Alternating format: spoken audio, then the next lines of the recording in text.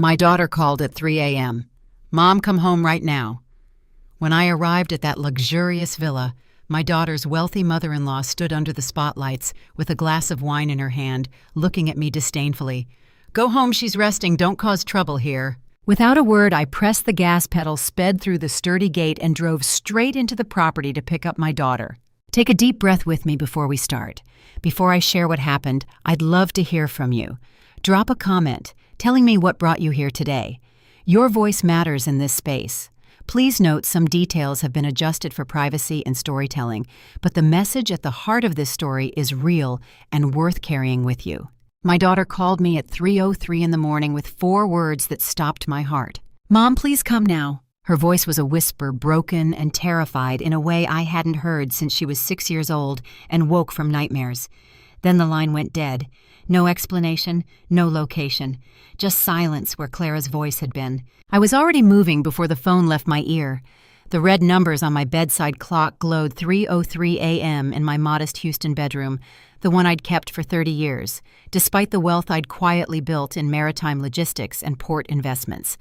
People see what they expect to see. They saw Eleanor Vance, 58 years old, owner of a small industrial cleaning company. They didn't see the rest. My hands were steady as I pulled up the tracking app on my phone. Clara had laughed 3 years ago when I installed it on her device called Me Paranoid, said she was 25 and didn't need her mother monitoring her like a teenager. But she'd left it active anyway, probably forgot it was there.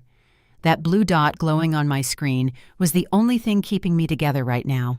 The GPS placed her inside a mansion in River Oaks, the Harrington estate. My daughter, my careful, brilliant 28-year-old interior designer who could negotiate a contract like I'd taught her, was trapped in that house at 3 in the morning whispering for help. I dressed in 44 minutes, jeans, work boots, the kind of professional clothing suitable for heavy industrial labor. I took my keys and walked to the industrial cleaning van parked in my driveway, the blue one with Vance Industrial Services painted on the side in block letters. The logo was modest, professional, and forgettable. Everything I'd built was designed to be forgettable. The van's engine turned over with a familiar rumble. I'd driven this route 1,000 times for legitimate cleaning contracts in River Oaks, knew every light, every turn. Tonight I took them at speeds that would have gotten me pulled over if any patrol cars had been watching. The van rattled and complained. I didn't care. River Oaks at 3:47 a.m. with silent manicured lawns perfect under streetlights, gates and walls protecting Houston's elite from people like me. People who worked for a living. People whose daughters shouldn't be whispering desperate pleas from inside locked mansions. The Harrington gate rose ahead, wrought iron, twisted into expensive patterns, flanked by stone pillars and security cameras. Floodlights bathed the entrance in harsh white light. I pulled the van to a stop 20 feet back, engine idling, and stared at that gate. Then I saw her. Celeste Harrington stepped onto the mansion's front steps, silk robe catching the floodlights, a wine glass in her hand at 3:47 in the morning. 58 years old like me, but that's where the similarities ended. Her blonde hair was styled even at this hour, her posture finishing school perfect, her expression the particular kind of contempt that Houston society wives reserve for service workers who forget their place. She looked down at my cleaning van the way someone might look at a stain on an expensive carpet. "Go home," she called out, voice carrying across the driveway with practiced authority. "Clara is resting. You're making a scene." I opened the van door and stepped onto the pavement. My work boots made no sound on the smooth asphalt. "Open this gate, Celeste. This is your last warning." She laughed, actually laughed, the sound sharp and dismissive. "You people always get so emotional. Clara is an adult. She's fine. She doesn't need her mother rushing over in the middle of the night like some kind of—" I had spent 30 years building an empire in silence. Tonight, silence ended. I walked back to my van. I didn't argue with Celeste. Harrington didn't try to reason with someone who looked at me and saw nothing worth respecting. I learned a long time ago that some people only understand one language. I put my seatbelt on, started the engine, shifted into reverse. Celeste was still talking something about calling the police, about trespassing, about how Clara had made her choice to marry into their family. Her voice faded as I backed the van up 30 yards, tires squealing slightly on the perfect asphalt. I could see her face change when I shifted into drive. Understanding came too late. "What are you doing?" she screamed. I pressed the accelerator to the floor. The van accelerated smoothly as it approached the entrance. I navigated the vehicle past the perimeter security, focusing entirely on the dark building ahead. The van rolled directly onto the estate grounds, positioning me exactly where I needed to be. The mansion loomed ahead, every window dark except one on the second floor. My daughter was there somewhere. Behind me, Celeste was screaming something, but her words didn't matter anymore. I'd spent 30 years being invisible, being underestimated, being the quiet woman who cleaned buildings while secretly acquiring them. Tonight, everyone would learn exactly what a mother could do when her daughter whispered for help at 3:03 in the morning. The van rolled to a stop near the mansion's front entrance, headlights cutting through the dark, illuminating the massive oak doors. Somewhere inside, Clara was waiting. And nothing, not gates, not wealth, not Celeste Harrington's contempt, not the entire Houston police force if they arrived, was going to stop me from reaching her. I didn't stop to survey the cleared path. I was already out of the van, moving rapidly toward the grand entrance steps, leaving the displaced gate behind as an afterthought. Behind me, Celeste was still shouting forcefully about legal authorities and criminal liability. The words didn't matter. My daughter was inside. The front door stood unlocked. They hadn't even locked it. Gates were supposed to keep people like me out, I suppose. The arrogance of wealth. I pushed through into a foyer that belonged in a museum. Crystal chandeliers, marble floors that gleamed even in darkness, a staircase that curved up like something from a movie. I didn't care about any of it. "Clara?"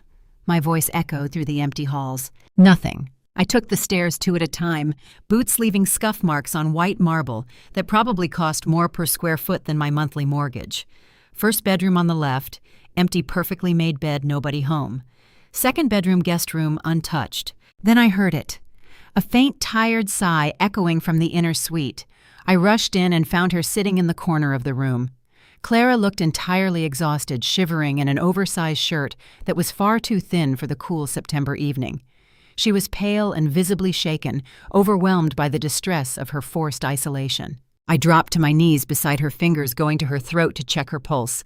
Too fast, too weak. Her eyelids fluttered, but didn't open. "Clara, baby mama's here," I whispered, pushing hair back from her clammy forehead. "I've got you." That's when I saw the medical charts and the empty prescription bottles on the counter. Her skin was pale and her fingers were trembling. It was clear from her distress that they had restricted her freedom and kept her here against her will. My daughter has always been incredibly careful with medications, never taking anything without double-checking the labels. Someone had done this to her.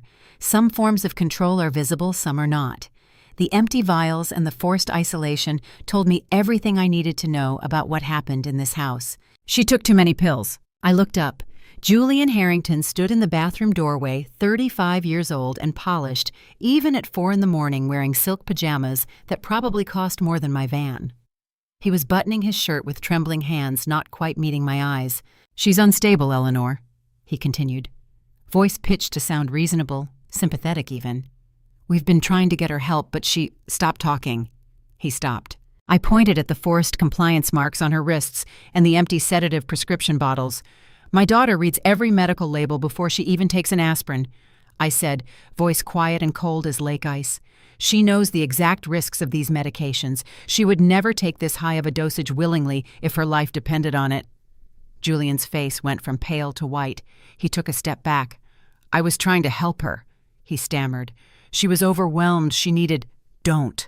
One word. He stopped again, and I saw it then, the recognition in his eyes that he'd made a terrible mistake. Not in what he'd done to Clara. Let me find out. Julian didn't try to stop me as I carried her past him. Smart man. I could see his hands shaking as he pressed them against the doorframe. "If her condition deteriorates permanently," I said without looking back, "there is no jurisdiction on this planet that will protect you from the legal consequences I will bring down upon your head." The staircase felt longer going down, Clara's head lolling against my shoulder, her breathing still that awful rattling sound. Past the crystal chandeliers and expensive art, through the front door, and out into the night where red and blue lights now flooded the circular driveway. 2 ambulances, 3 police cruisers, and Celeste standing beside the nearest patrol car, speaking urgently to a uniformed officer while pointing at me. She'd composed herself, silk robe replaced with a cashmere cardigan, hair perfect, playing the victim with practiced ease. The paramedics rushed forward with a stretcher. I laid Clara down carefully, checking her pulse one more time. Still there. Weak, but there. Go, I told them. Fast. They loaded her into the ambulance doors, slamming sirens wailing as it pulled away. I watched until the lights disappeared around the corner. Then I turned to face Celeste and the police. Officer Rawlings approached, middle-aged, with 20 years on the force, written in the tired lines around his eyes. He had handcuffs ready, held low but visible. Behind him, Celeste stood with her arms crossed, that triumphant smile playing at her lips. "Ma'am?" Rawlings said. Tone resigned. "You're under arrest for home invasion and destruction of property. I need you to put your hands behind your back." I looked at Celeste. Really looked at her. She thought this was over. Through the gate, the arrest, the handcuffs, I thought it all meant she'd won. She had no idea who I was, no idea what I'd built in 30 years of silence. I extended my wrists, palms up, and smiled. Not a friendly smile, not a defeated smile, a knowing smile, the kind of smile that says you have no idea what's coming. Celeste's triumphant expression flickered just for a second, doubt creeping in around the edges. The metal cuffs clicked cold against my wrists. Rawlings droned through Miranda rights in a bored, monotone home invasion, destruction of property, trespassing. I didn't hear any of it. They thought the handcuffs were the end. But how do you cage someone who built an empire in the shadows? I kept my eyes on Celeste as Rawlings guided me toward the patrol car. She stood beside the cruiser, perfectly composed in her expensive cardigan, believing she'd won. She was about to learn. In the back of that police cruiser, I wasn't thinking about jail. I was thinking about the red folder in Russell's office, the one I'd kept sealed for 15 years, marked, "Open only when necessary." It was finally time. The interrogation room smelled like industrial cleaner, and fear ironic given that I'd spent 30 years selling the first, and had never felt the second until tonight. Now I sat on the wrong side of a cold metal table at 6 a.m, handcuffs, replaced with calculated silence. The fluorescent light buzzed overhead, harsh and unforgiving. Concrete walls. One-way mirror reflecting my face back at me. A woman who looked every one of her 58 years' work clothes, wrinkled, no makeup hair, pulled back in a practical ponytail. Exactly what they expected to see. Detective Hollis sat across from me, heavy-set, with 15 years in property crimes written in the tired slope of his shoulders. He'd been trying the sympathetic approach for 20 minutes. "Mrs. Vance," he said, leaning forward with his elbows on the table. "We can make this easier if you just explain why you destroyed their property. I understand you were worried about your daughter, but—" "I want my attorney," I said. "Until he arrives, I have nothing to say." Hollis sighed, made a note on his pad, and tried twice more with different angles. I sat perfectly still and said nothing. They thought the handcuffs were the story. They had no idea what was coming. When Russell Kemp walked through the door at 6:15, Detective Hollis took one look at the sharp navy suit and silver-rimmed glasses and knew his interrogation was over. Russell was 55, lean and precise, carrying a sleek tablet instead of a briefcase. He'd been my attorney for 22 years. More importantly, he was the only living person who knew I was worth more than most of the Houston elite combined. "My client will not be answering questions," Russell said, his voice carrying the particular authority of someone who'd won more cases than he'd lost. "And I'll need the room." Hollis left, closing the door with more force than necessary. Russell sat down across from me, set the tablet on the table between us, and looked at me with an expression I'd seen maybe 3 times in 2 decades. Controlled professional rage. "They're not playing games, Eleanor," he said. My stomach dropped. Russell didn't use my first name in professional settings unless the situation was catastrophic. "Where is Clara?" I asked. "That's the problem." He unlocked the tablet with his thumbprint, pulled up a document. "She's not at the hospital anymore." I felt my hands tighten on the edge of the table. "Explain." "They moved her 6 hours ago. St. Jude's Behavioral Health, Outer Harris County. High-security psychiatric facility. She's under an emergency 72-hour hold. No visitors, no calls, doctor's orders." The fluorescent light buzzed. My heartbeat was very loud in my ears. Julian signed the commitment papers. Russell continued scrolling through documents. "Claims she's a danger to herself due to severe drug psychosis. The attending physician at the ER, who incidentally has received substantial donations from the Harrington Foundation over the past 5 years, signed off on the transfer." "And me," I kept my voice level. "Judge Miller is sitting on your bail hearing, indefinitely. He's calling it a flight risk assessment, says it needs more review given the violent nature of the property destruction." Russell looked up. "Judge Miller plays golf with Desmond Harrington every Thursday. They'd built a cage of paperwork around my daughter, but paper can be torn apart, and I was about to dismantle it piece by piece. "There's more," Russell said. "Julian filed for temporary emergency guardianship this morning. Claims Clara is mentally incompetent and needs legal protection. He's asking the court to grant him control over her assets, including that $15 million commercial property she inherited from your father." I processed this in silence. It wasn't theft, it was erased. They were using the courts to erase my daughter's legal existence while keeping me locked up and unable to fight back. Elegant, thorough, the kind of strategy that required planning. "How long had they been planning this?" "Eleanor," Russell said quietly, "they're not just stealing from her, they're stealing her. If that guardianship goes through, Julian controls everything: her money, her medical care, her communication. He could keep her in that facility indefinitely, and with you facing felony charges, they're betting you won't be able to stop them." I looked at the one-way mirror at my own reflection. The exhausted cleaning woman in wrinkled work clothes, the mother who'd smashed through a gate at 4 a.m. That woman wasn't enough. That woman would lose. Time for them to meet the other version, the one I'd kept hidden for 30 years. "The red folder," I said. Russell went very still. In 22 years of managing my offshore trusts, negotiating my shipping contracts, watching me quietly acquire properties across 3 states, he'd never heard me say those words. "Eleanor," he said carefully, "if we activate the war fund, there's no going back. You'll be visible. Everyone will know who you are and what you're worth. The anonymity you've built, the careful separation between Eleanor the cleaning contractor and Eleanor the maritime investor, all of it ends. I don't care. The Harringtons will know they're fighting someone with resources. They'll escalate. This becomes total war." "Good." I leaned forward, met his eyes across the table. "They put my daughter in a cage. They're trying to steal everything she has while keeping me in handcuffs. They think I'm nobody. They think I'm just a cleaning woman with a truck." Russell had worked for me for 22 years. He'd seen me walk into boardrooms and walk out owning them. He'd watched me negotiate $100 million shipping contracts with port authorities who never knew my name, but he'd never seen me open the red folder. Not once. "Open it," I said, "all of it." His hand trembled slightly as he pulled up the encrypted files on his tablet. The red folder wasn't actually red.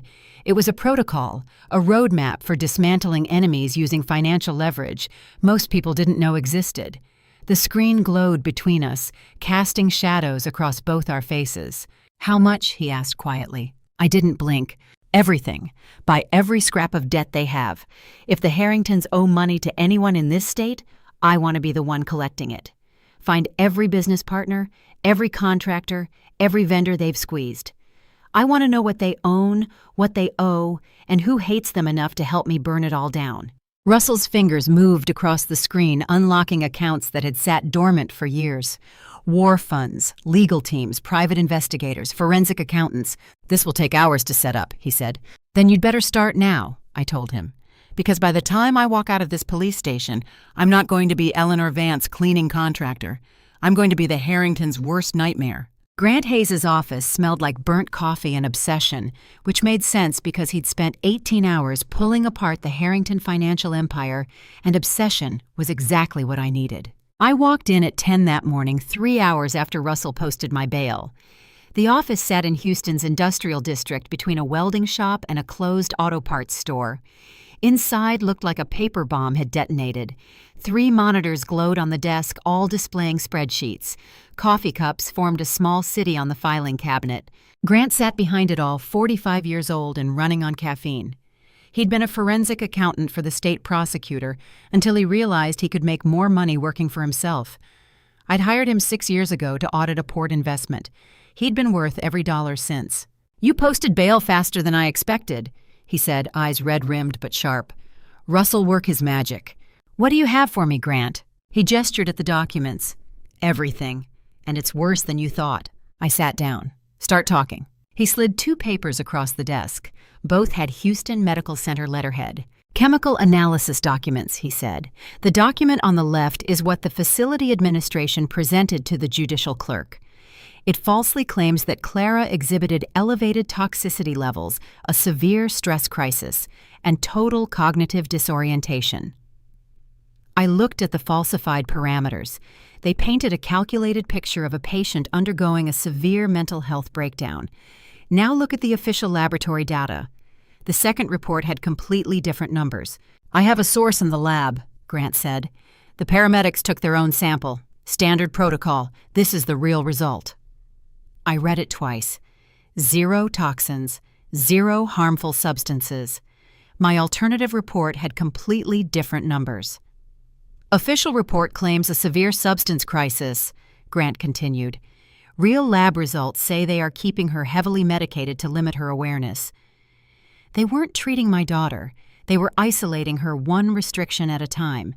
How long can they keep her like that? As long as Julian maintains guardianship. Years if he wants. The drugs are legal, prescribed by a licensed physician. No one will question it. I set the reports down carefully. "Tell me the rest." Grant pulled up financial records on his center monitor. "Julian Harrington is broke," he said. $3 million lost on cryptocurrency. $2 million burned in a failed tech startup, 0 liquid assets.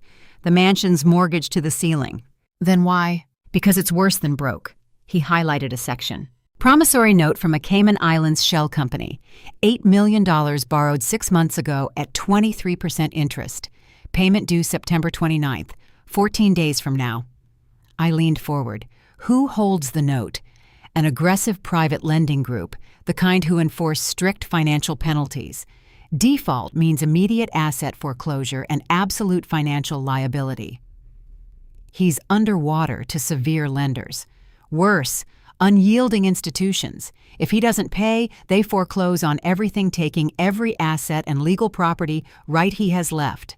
Julian wasn't just greedy. He was desperate, drowning, and Clara had something he needed. "Show me what he's after." Grant unfolded a municipal zoning map across the desk.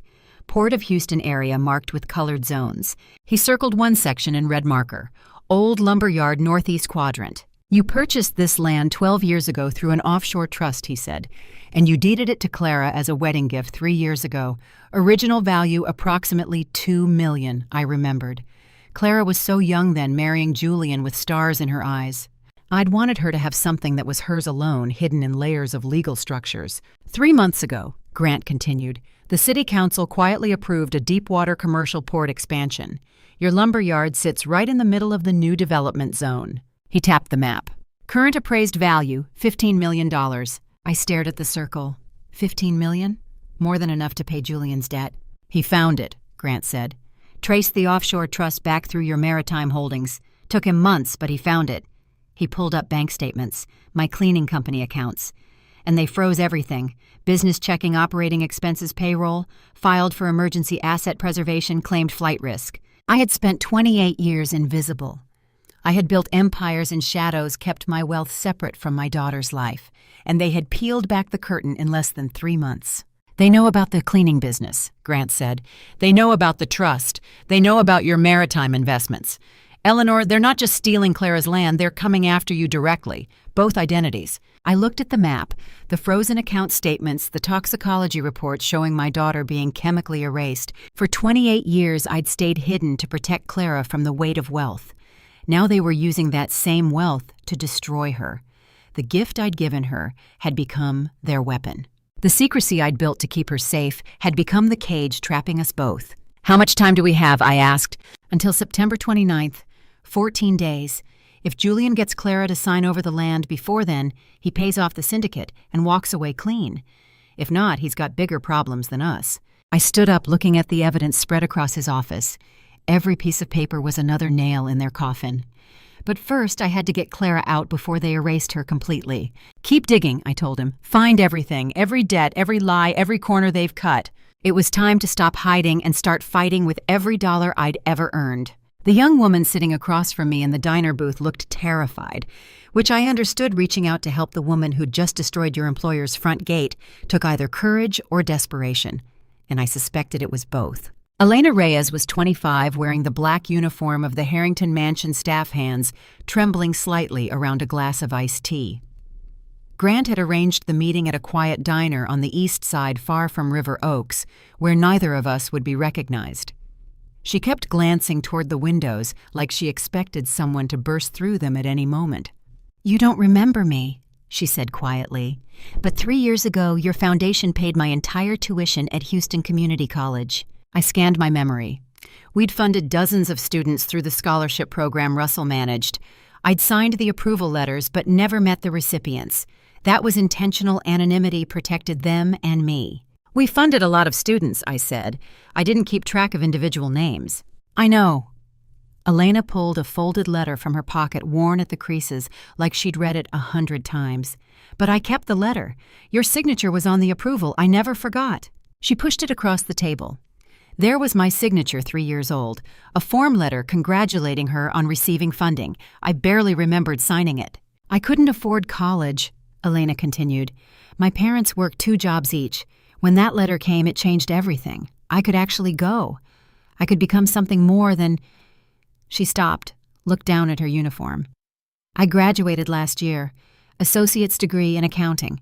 This maid job was supposed to be temporary while I looked for something better." "Why are you still there?" I asked. "Because I saw what they did to your daughter," she said, "and I couldn't just walk away." The diner noise faded into background static. "Tell me," I said. Elena's hands tightened around her glass. "For the past 3 months, they've treated Clara like a prisoner. She wasn't allowed to leave the house. They took her phone. Mrs. Harrington Celeste would tell Clara she was sick, that she needed to rest, that the medication was helping." "What medication?" "I don't know what it was called, but I saw them." Elena's voice dropped to barely a whisper. "Celeste would instruct the private doctor to provide strong medications to keep her weak and compliant. Desmond ensured she remained confined to the suite. Clara would be crying, demanding to leave, but they would ignore her requests entirely." My hands were very still on the table. If I moved them, I wasn't sure what I'd break. "How long?" I asked, voice steady despite the rage building in my chest. 3 months, maybe longer before I noticed. Elena slid a folded paper across the table. "This is their security schedule. Guard rotations, camera blind spots, emergency exits. I don't know what you're planning, but whatever it is, I want to help." I unfolded the paper, detailed notes in neat handwriting, times, locations, names. Elena had been documenting everything. I had spent decades thinking wealth was measured in offshore accounts and property deeds. I was wrong. True wealth was sitting across from me in a server's uniform, risking everything to repay a kindness I'd barely remembered. "If they find out you helped me," I said, "they'll destroy you, fire you, blacklist you, make sure you never work in this city again." "They already treat me like I'm invisible," Elena said. "Like I don't matter, like I'm furniture they can talk around." She met my eyes. "You made me feel like I mattered. You gave me a chance when no one else would. Now it's my turn." I folded the security schedule and put it in my pocket. "Keep your job," I told her. "Keep being invisible. Watch everything. Tell me what you see. And Elena." I waited until she looked up. "When this is over, you're going to have references so good you'll be choosing between job offers." She smiled for the first time, small but real. "Thank you," she whispered. "Thank you for staying safe," I said. I left the diner at 4:30 and drove my cleaning van to a crowded supermarket parking lot, wedging between construction trucks and beat-up sedans. My van blended perfectly into the working-class landscape, just another service vehicle in a sea of them. I pulled out my phone and dialed a number I hadn't called in 6 months. Arthur Sterling answered on the second ring. As CEO of Sterling Private Wealth Bank, he knew that when the bank's largest anonymous shareholder called from a parking lot at 5 p.m., it meant business that couldn't wait for morning meetings. "Eleanor," he said, "this is unexpected. Arthur, I need you to buy every scrap of Harrington paper on the market, every mortgage, every line of credit, every card, all of it." Silence on the other end. Then, "Eleanor, we're talking about tens of millions in bad debt. This isn't a sound investment. The family is leveraged beyond—" "I know exactly how leveraged they are," I said. $7 million on the mansion mortgage, $2 million commercial line of credit for Julian, $500,000 on Celeste's luxury credit cards, Desmond's country club equity line. "How did you—" He stopped. "Never mind. Eleanor, if we acquire that debt, we're buying garbage. The default risk alone. They wanted to speak the language of money. Fine. I would become fluent, and I would make them bankrupt in every sense of the word. It's not an investment, Arthur," I said, watching a young mother push a shopping cart past my van, completely unaware that the woman in the blue uniform was about to buy a mansion. "It's an eviction notice." Another pause. I could hear him processing understanding. "If we do this," he said slowly, "you'll own their house, their cars, their credit lines. You'll be their landlord, their banker, and their worst nightmare, I finished. By tomorrow morning, Arthur, I want to be the one who decides whether the Harringtons have electricity. Can you do it? It'll take some maneuvering. The mortgage holder won't want to sell at a loss unless... Offer them par value, I said. I don't care what it costs. I want every piece of paper with the Harrington name on it sitting in my portfolio by sunrise. Understood, Arthur said. Eleanor, they're going to know it's you. Good, I told him. Let them know. Let them understand exactly who they're fighting. I hung up and sat in my cleaning van surrounded by construction workers and grocery shoppers and smiled. The Harringtons thought they were fighting a cleaning woman with a temper. They were about to discover they were fighting someone who owned the ground they stood on. I stood on a public sidewalk exactly 500 yards from my granddaughter's school phone in hand displaying a distance tracking app because that's what happens when wealthy people weaponize the legal system. They turn grandmothers into criminals at precise GPS coordinates. The morning was sharp and clear. 8 a.m. River Oaks Academy's wrought iron security gates gleamed in the sunlight. My phone screen showed 500.0 yards exactly. Not 499, not 501, precisely 500. The protective order had been filed overnight while I was sleeping.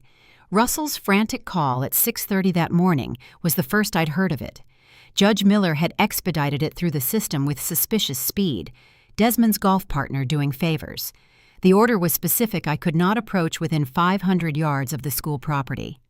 Not for pickup, not for drop-off, not for any contact with Maya during school hours. For my granddaughter's safety, the document said. I checked my phone again. 500.2 yards. Too close.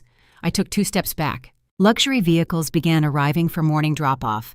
Range Rovers, Mercedes SUVs, BMWs with tinted windows, wealthy mothers in designer athleisure and expensive sunglasses. They drove past me on their way to the gates, and I saw their eyes flick toward me standing on the public sidewalk in my blue work uniform. I saw their expressions, confusion, wariness, maybe judgment. They looked at my uniform and saw exactly what Julian wanted them to see, a problem, not a grandmother. The security cameras mounted on the gate posts tracked my position. I could see them adjusting, angle zooming in. Someone was watching, making sure I didn't take one step closer than the law allowed. 500 yards is approximately the length of 5 football fields. It's a vast, unbridgeable gulf when you're staring across it. It's the space between love and law when the law is bought. At 8:15, a woman approached from inside the gates, mid-50s, wearing pearls and a navy suit that probably cost more than my monthly van payment. Headmistress Whitmore, according to the brass nameplate on her lapel. A polished River Oaks Academy administrator who'd learned how to deliver bad news with impeccable posture. She stopped at the property line, didn't cross it, held up a printed document. Mrs. Vance, she said, voice professionally sympathetic in that way that means nothing at all. I'm sorry, but we have a court order. You cannot set foot on school property. I'm standing on a public sidewalk, I said. 500 yards away, exactly. Yes, she looked uncomfortable now. The order also prohibits you from loitering near the premises for the child's safety. The child, I repeated. You mean my granddaughter. She didn't answer, just held my gaze for a moment, then turned and walked back through the gates. I stayed where I was, waited. At 8:30, a silver Porsche pulled up to the entrance. Julian's car. I recognized it immediately. He got out, walked around to the passenger side, and opened the door.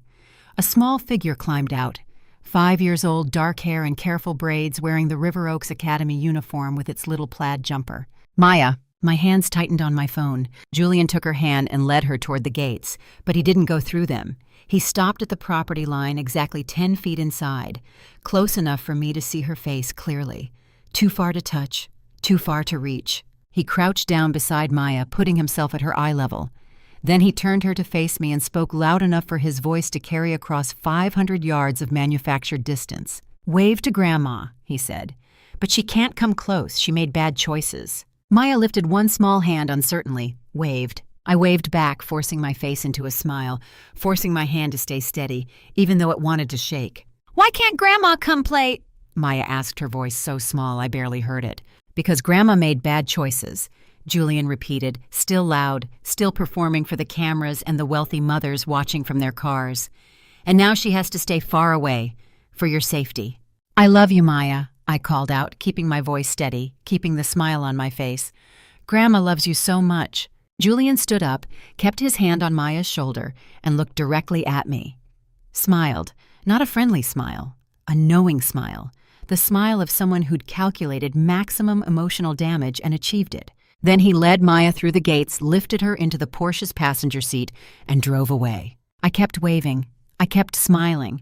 Watched her face in the rear window getting smaller, looking back at me until the car turned the corner and disappeared. Then my knees buckled. Not from weakness, not from defeat, from the sheer physical weight of manufactured helplessness, from watching my granddaughter be turned into a weapon against me, from the violence of forced distance. I sat heavily on the curb. My blue uniform got dusty. I didn't care. They'd measured 500 yards. They'd calculated psychological torture down to GPS coordinates. They'd filed protective orders overnight through corrupt judges and turned my love for Maya into evidence of danger. They thought a curb was a good place for me to learn defeat. They were wrong. Curbs are where you sit and plan exactly how to tear down every gate that separates you from what you love. But Julian had made a mistake. He'd shown me exactly how far he was willing to go to win.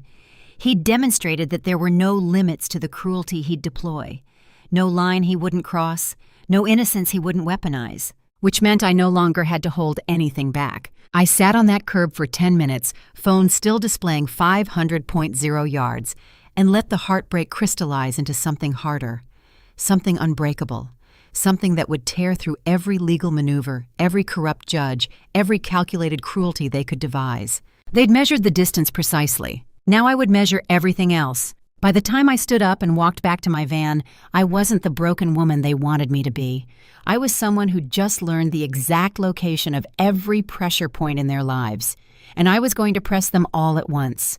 The receptionist at 1847 Allen Parkway looked at my blue cleaning uniform with the kind of contempt reserved for people who empty trash cans in buildings they could never afford to enter. She had no idea I owned the marble floor she was standing on. I'd driven straight from the school to downtown Houston. The office tower was ultra-modern glass and steel, 18 stories overlooking the skyline. Julian's law firm occupied the entire 18th floor. The receptionist, late 20s, professionally polished, watched me walk in at noon and immediately cataloged me as the wrong entrance. "The service entrance is around back," she said without looking up. "Vendors don't use the main lobby." I stood in the center of the marble floor and looked around.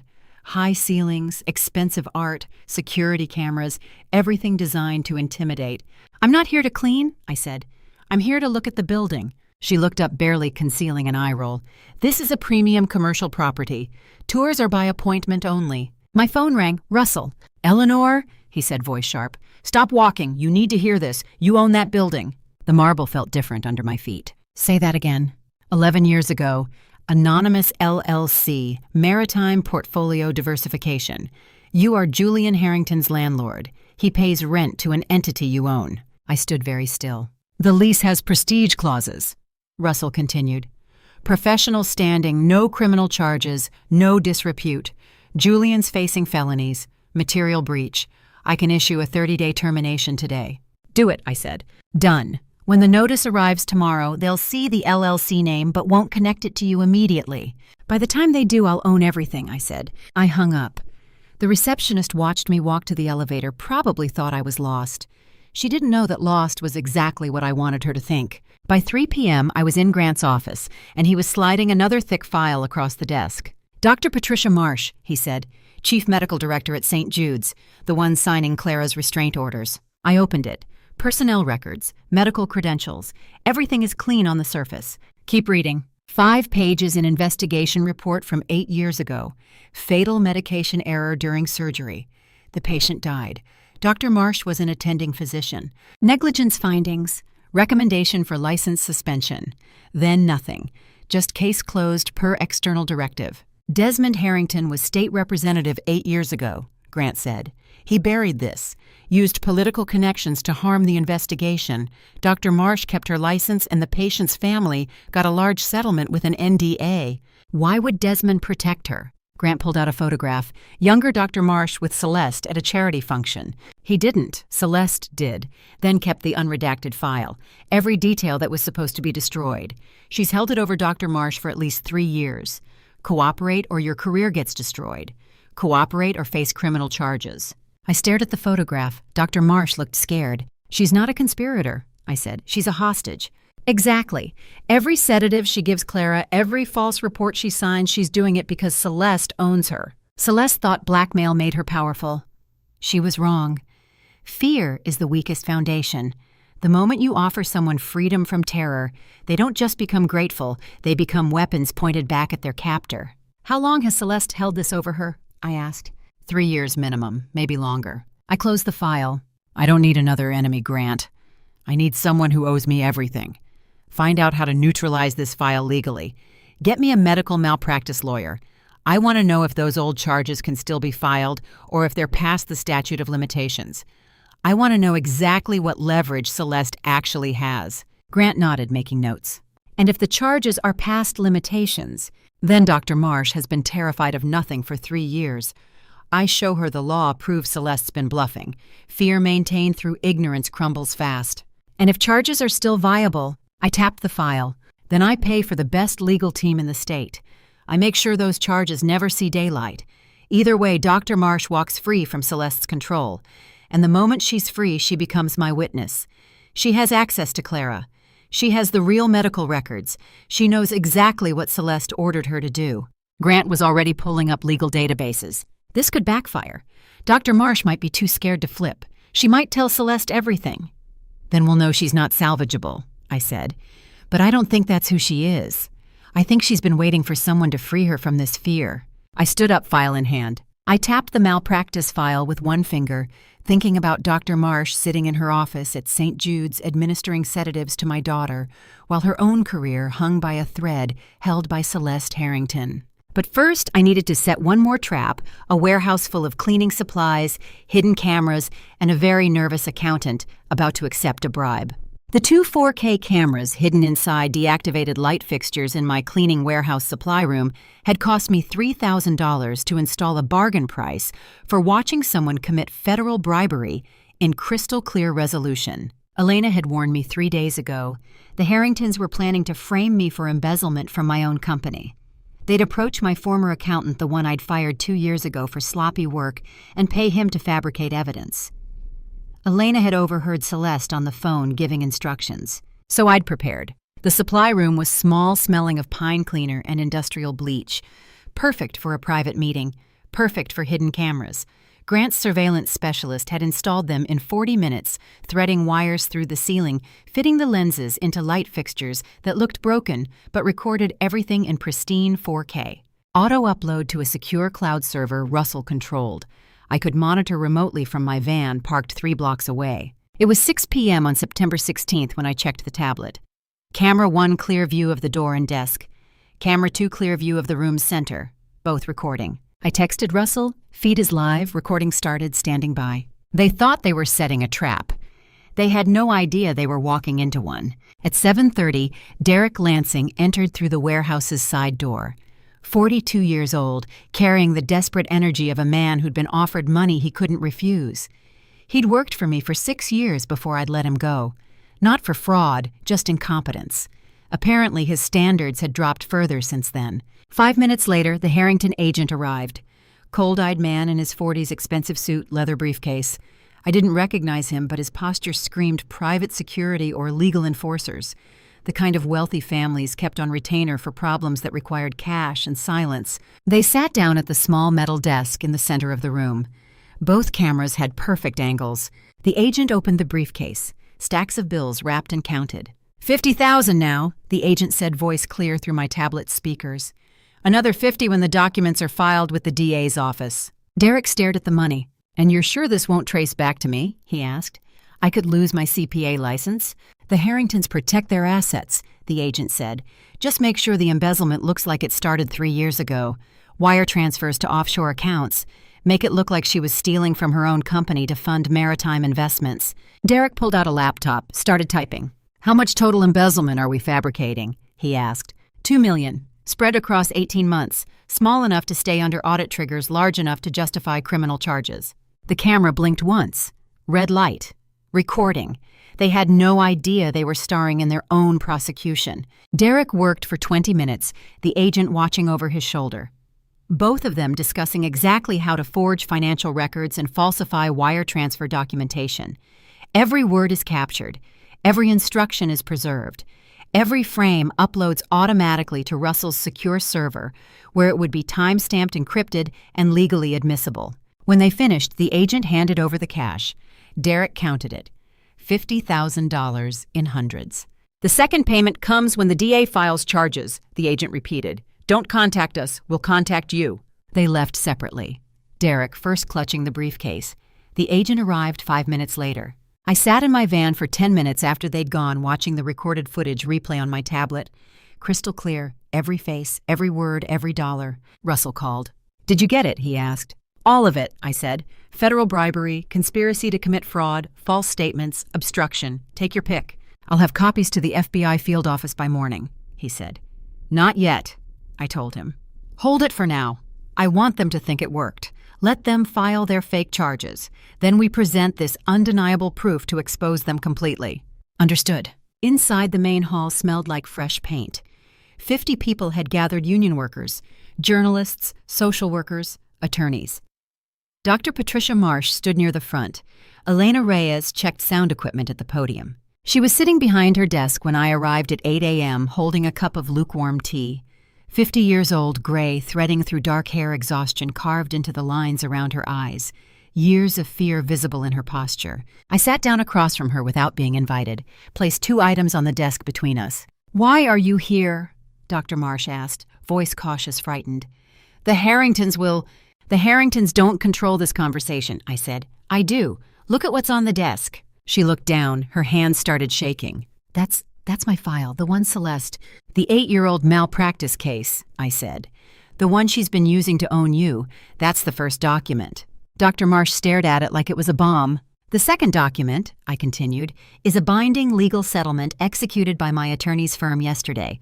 Comprehensive liability release, sealed records. The malpractice claim has been legally neutralized permanently. The case can never be reopened. The charges can never be filed." Her teacup rattled against the saucer. "Celeste doesn't own you anymore," I said. Dr. Marsh broke, not crying, something deeper, the sound of chains breaking. She put her face in her hands and her shoulders shook. I waited. When she looked up, her eyes were red but clear. "Why?" she whispered. "Why would you help me after what I've done to your daughter?" "Because you're going to help me get her back," I said. "And because Celeste doesn't get to own people anymore." Dr. Marsh stood up. I walked to a small safe hidden behind a medical chart on the wall, unlocked it with shaking hands. She pulled out a thick manila folder. "Clara's complete medical records from St. Jude's," she said, handing it to me. "The real ones, not the falsified versions filed with the court." I opened it. Every sedation order, every dosage, all signed by the Harrington family physician, all backdated, all fabricated. It was a paper trail that led directly to criminal conspiracy charges. "Thank you," I said. "Thank you," she replied. I walked out of that clinic with the folder tucked under my arm. Clara's real medical records, the ones that proved she'd been chemically restrained, not treated. Dr. Marsh had given me more than evidence. She'd given me a weapon, and I had just the right place to aim at: the Harris County District Attorney's Office, where the assistant DA owed Russell a very large favor. But first there was a charity gala to attend, and a $650,000 sapphire necklace that was about to change hands in the most public way possible. I walked into the Four Seasons ballroom wearing a black pantsuit that cost more than most people's rent, sat down at the platinum donor table I'd bought for $50,000, and watched Celeste Harrington's face go pale when she realized I wasn't there to clean. I was there to burn her world down in front of everyone who mattered. The grand ballroom was everything money could buy: crystal chandeliers the size of cars, heavy silk drapes, 300 of Houston's elite in evening wear diamonds catching light champagne flowing. The mayor sat at table 12, 2 state senators at table 8, the district attorney at table 15. Perfect audience. I'd purchased the platinum tier table anonymously that morning through Russell. Front row center, the best seat in the house, sharp black pantsuit, silver jewelry, no cleaning uniform tonight. Celeste was mid-speech when I walked in. She stood on the stage under a spotlight wearing a champagne-colored gown that probably cost 6 figures, talking about the Harrington Foundation's commitment to addiction recovery services. Her eyes swept the room, landed on me, and for just a second, maybe 2, she faltered, stuttered, then recovered, but not quite as smoothly as before. Whispers rippled from nearby tables. "Who is that?" "The cleaning contractor. What is she doing here?" I sat perfectly still and listened. Celeste regained her composure. A tear glistened perfectly on her cheek, practiced theatrical. Her voice trembled with just the right amount of emotion. "My family has known pain," she said. "We've seen how addiction destroys, how it steals the people we love and replaces them with strangers. We fight to save those we love even when they don't want to be saved." A murmur of sympathy rippled through the crowd. She was using Clara, using my imprisoned daughter as a sympathetic prop to solicit donations from Houston's wealthiest. Every word is carefully chosen. Every pause is calculated. I sat perfectly still, didn't blink, kept my hands folded on the table. "Keep talking, Celeste. Let them all hear you. Remember every word." The auction began at 8:30. The professional auctioneer, a polished man in his 50s who'd run charity events for Houston's elite for 20 years, presented the main item. "Ladies and gentlemen," he announced, "we have something very special tonight. The Harrington family has generously donated a priceless heirloom to support our cause." A model walked onto the stage wearing the sapphire necklace, massive blue stones surrounded by diamonds. Under the spotlight, it looked like a captured ocean. Celeste stood beside the auctioneer, dabbing at her eyes.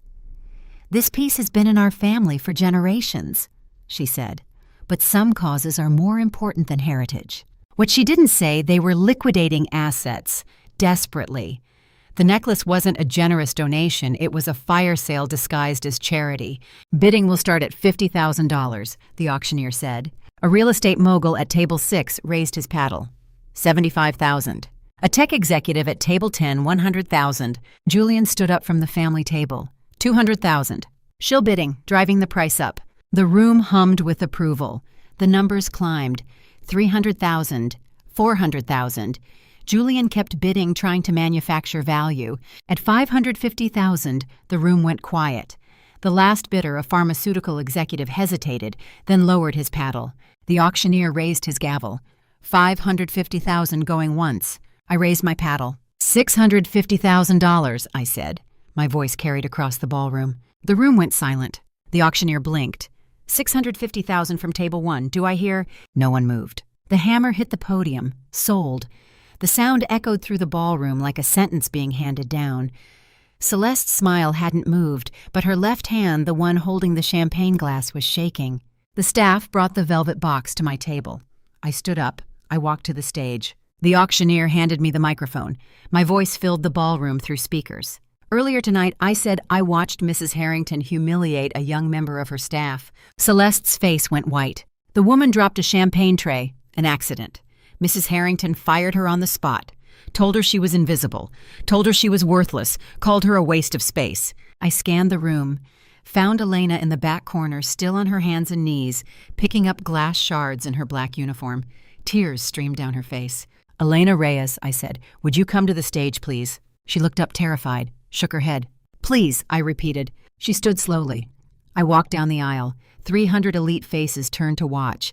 She climbed the steps, hands shaking. I opened the velvet box, took out the sapphire necklace. The stones caught the spotlight, throwing blue fire across the stage. "This is yours," I said, clasping it around her neck.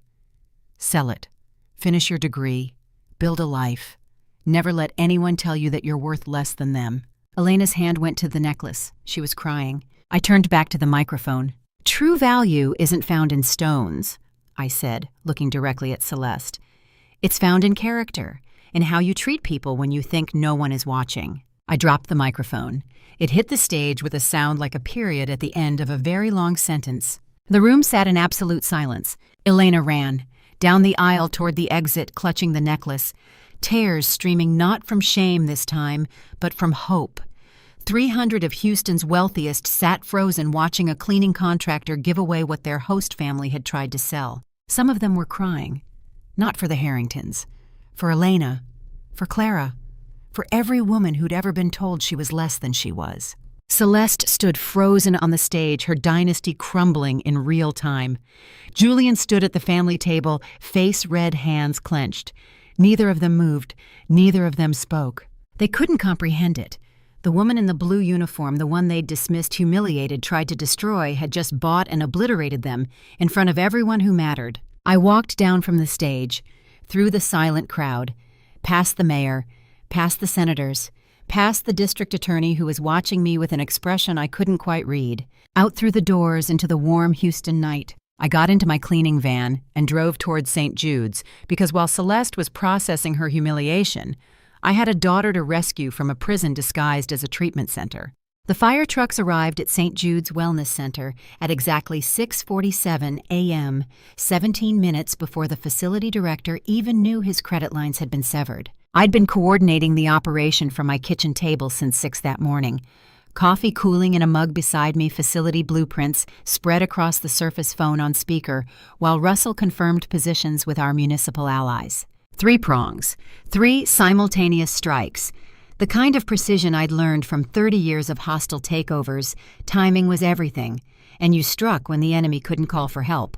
"Fire Chief Harris is in position," Russell said through the phone. "He has the violation reports ready." "Inspector Vance," I asked. "Confirmed. He'll arrive 30 seconds after Harris. Serve the shutdown papers while everyone's distracted by the fire trucks." I sipped my coffee. I checked the time, 6:42. "Credit line status?" I asked. Russell's voice carried satisfaction. "Terminated at 6:30 this morning. Shaw's accounts are frozen. He can't hire lawyers, can't call fixers, can't pay anyone to make this go away." My phone buzzed. Text from Elena. "Emergency exits chained shut, sprinkler system offline. 14 months since last inspection. They're screwed." I forwarded it to Russell. "Elena came through," I said. "Always knew she would," Russell replied. "Ready to execute." I looked at the blueprints. St. Jude's Wellness Center, the place where they'd kept my daughter chemically restrained for weeks.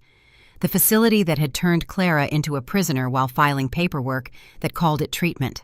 "Execute at 6:47, I said, precisely. I pulled up traffic cameras on my tablet, watched 3 vehicles converge on St. Jude's from different directions. Fire trucks, building inspector's sedan, Russell's car with me riding passengers.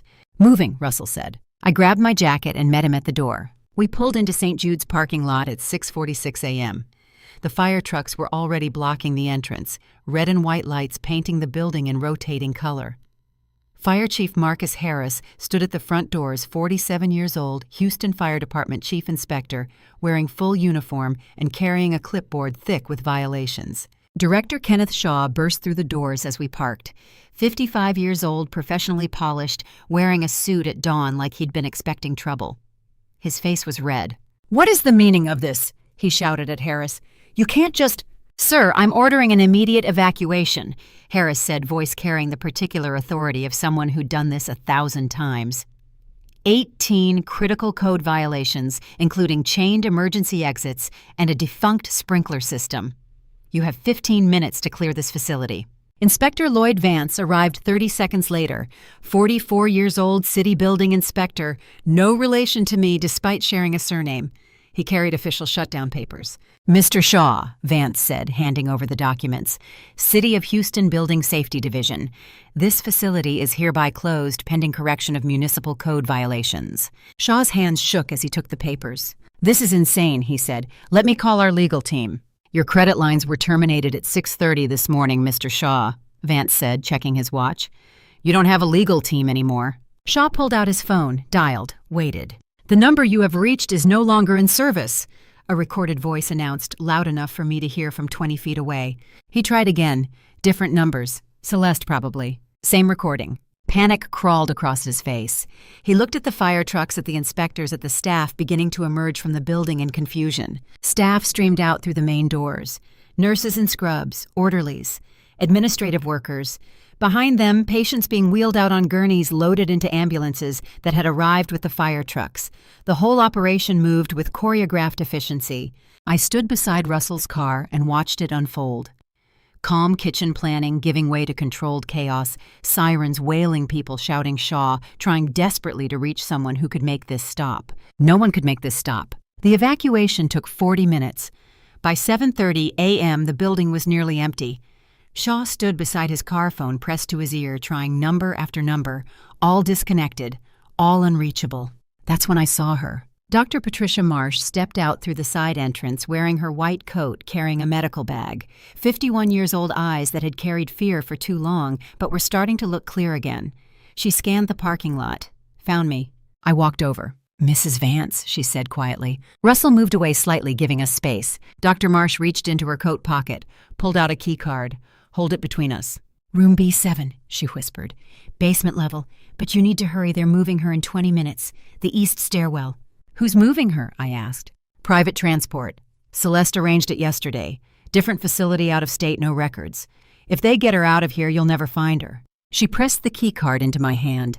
20 minutes, she repeated, then disappeared into the crowd of evacuating staff. I looked at the key card, then at the building. Fire trucks blocking the entrance. Firefighters swarming through every floor, checking for occupants marking violations. The basement would be a maze of corridors I'd never seen. 20 minutes to navigate unknown territory and find Clara before they relocated her to somewhere I'd never be able to track. "Russell," I said. He was already moving toward the car, pulling up building schematics on his tablet. "East stairwell," I told him. "Basement level, room B7. "Got it," he said, fingers flying across the screen. 3 possible routes. I'll guide you." I looked at my watch. 7:42. 20 minutes before my daughter disappeared again. 20 minutes to navigate a basement maze with firefighters everywhere, alarms blaring, emergency lights flashing. I'd spent weeks planning this shutdown, hours coordinating the perfect 3-pronged attack, and now the easy part is over. Now I had to run into a building full of chaos and find my daughter before time ran out. "Let's go," I said, already moving toward the east entrance. Russell followed, tablet in hand, tracking my position as I pushed through the evacuation crowd toward the one place in Houston I'd been fighting to reach for weeks. 20 minutes. I started running. The basement corridor smelled like industrial disinfectant, and something else to spare maybe, or just decades of locked doors. I'd made it down the east stairwell in under 3 minutes, Russell's voice in my ear through the phone, guiding me through the maze. Fluorescent lights flickered overhead, casting everything in sickly green. The walls were concrete block, painted institutional beige. Doors on both sides, most of them steel, with small observation windows. I checked the first one, B3. Empty room, bare walls, mattress on a metal frame. Kept moving. B4. Locked. No window. I pressed my ear to the door. Nothing. B5. Another empty room. Evidence of recent occupation, a blanket crumpled on the floor, a plastic cup on its side. "Where is B7?" I muttered. "Should be at the end of that corridor," Russell said through the phone. "Dead-end hallway branching left." Of course, dead end. They'd put her in a dead end. I found the branch. Narrow corridor, no natural light, just those flickering fluorescents. One door at the very end, steel, small observation window at eye level. B7. I checked my watch. 15 minutes since Dr. Marsh had given me the key card. 5 minutes left before the transport arrived. I moved to the door, looked through the observation window. My daughter, but not my daughter, a shell, a ghost. That's not my daughter, I thought. That's what they made her. I swiped Dr. Marsh's key card. The lock clicked, electronic. The door swung open. The room was small, sparse, and cold. There were no windows, no personal belongings, nothing to make it comfortable. I crossed the space in 3 steps. "Clara," I said. Her eyes didn't move, staring blankly ahead. I looked at her medical chart on the table. It detailed a heavy regimen of strong psychological suppressants and non-therapeutic sedatives, the exact chemicals Grant had flagged in the real toxicology report. They'd been keeping her in a medically induced fog, not treating her, erasing her. "Clara, it's Mom," I said louder now. "I'm getting you out." I reached forward to help her sit up carefully, untangling her from the heavy layers of standard medical bedding that kept her confined to the cot. "Clara, baby, can you hear me?" 28 days. My daughter had been locked in this room for 28 days. Her eyes moved, just slightly, toward my voice. "Clara, it's Mom. I'm here. Stay with me." I cupped her face with both hands. Her skin was cool, too cool. Gray undertone, like she hadn't seen sunlight in weeks. Because she hadn't. "Mom!" The word was slurred, barely audible, but it was there. "Yes," I said. "Yes, baby, it's me. I'm real. You're safe now." Her eyes tried to focus, drifted. I tried again. This time they found my face, held. "Mom," clearer this time. Are you real?" "I'm real," I said. "I have the red folder open, all of it, everything they did, all the evidence. We're ending this." Something shifted behind her eyes. The vacant fog started to lift, not quickly, but visibly, like watching someone surface from deep water. "I knew you'd come," she whispered. "I knew you wouldn't stop." I pulled her into my arms, held her. She weighed nothing. All angles and bones where curves used to be. When had she lost so much weight? How long had they been starving her on top of drugging her? "Never," I said. Not while I'm breathing, not while there's a single thing left in this world I can do." She was crying, tears running down her face, soaking into my shoulder. But they weren't tears of defeat. They were tears of release, of someone who'd been holding on for weeks, waiting, knowing rescue would come, but not knowing when. Her tears weren't weakness. They were the sound of someone coming back to life. "Can you stand?" I asked. She nodded. "I think so. They gave me something different this morning. Less than usual. I could feel it wearing off." I helped her sit up. Her movements were slow but deliberate. She swung her legs over the side of the cot, stood, swayed. I caught her. "I've got you," I said. She gripped my arm, steadied herself. "Mom," she said, voice still hoarse but stronger now. "I heard everything they said. When they thought I was too drugged to understand, I wasn't. I was listening." "What did you hear?" "The original contracts," she said. "The ones they've been trying to steal. I know where Celeste keeps them. Not in the mansion, not in the office, in a safe deposit box at—" Footsteps echoed from above, heavy, multiple sets, coming down the east stairwell, the same route I'd taken. I froze, listened. They were moving fast, boots on concrete, at least 2 people, maybe 3. "They're coming," Clara whispered. I looked around the room. 1 door, no windows, dead-end corridor outside.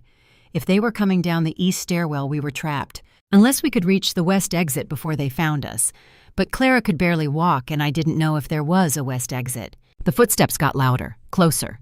"Can you run?" I asked. Clara straightened.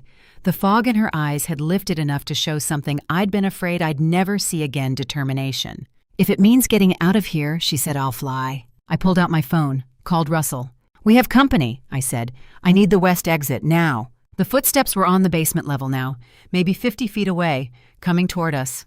Clara hadn't spoken in the service corridor in the loading bay or when Russell bundled us into the sedan, but now her hands were shaking.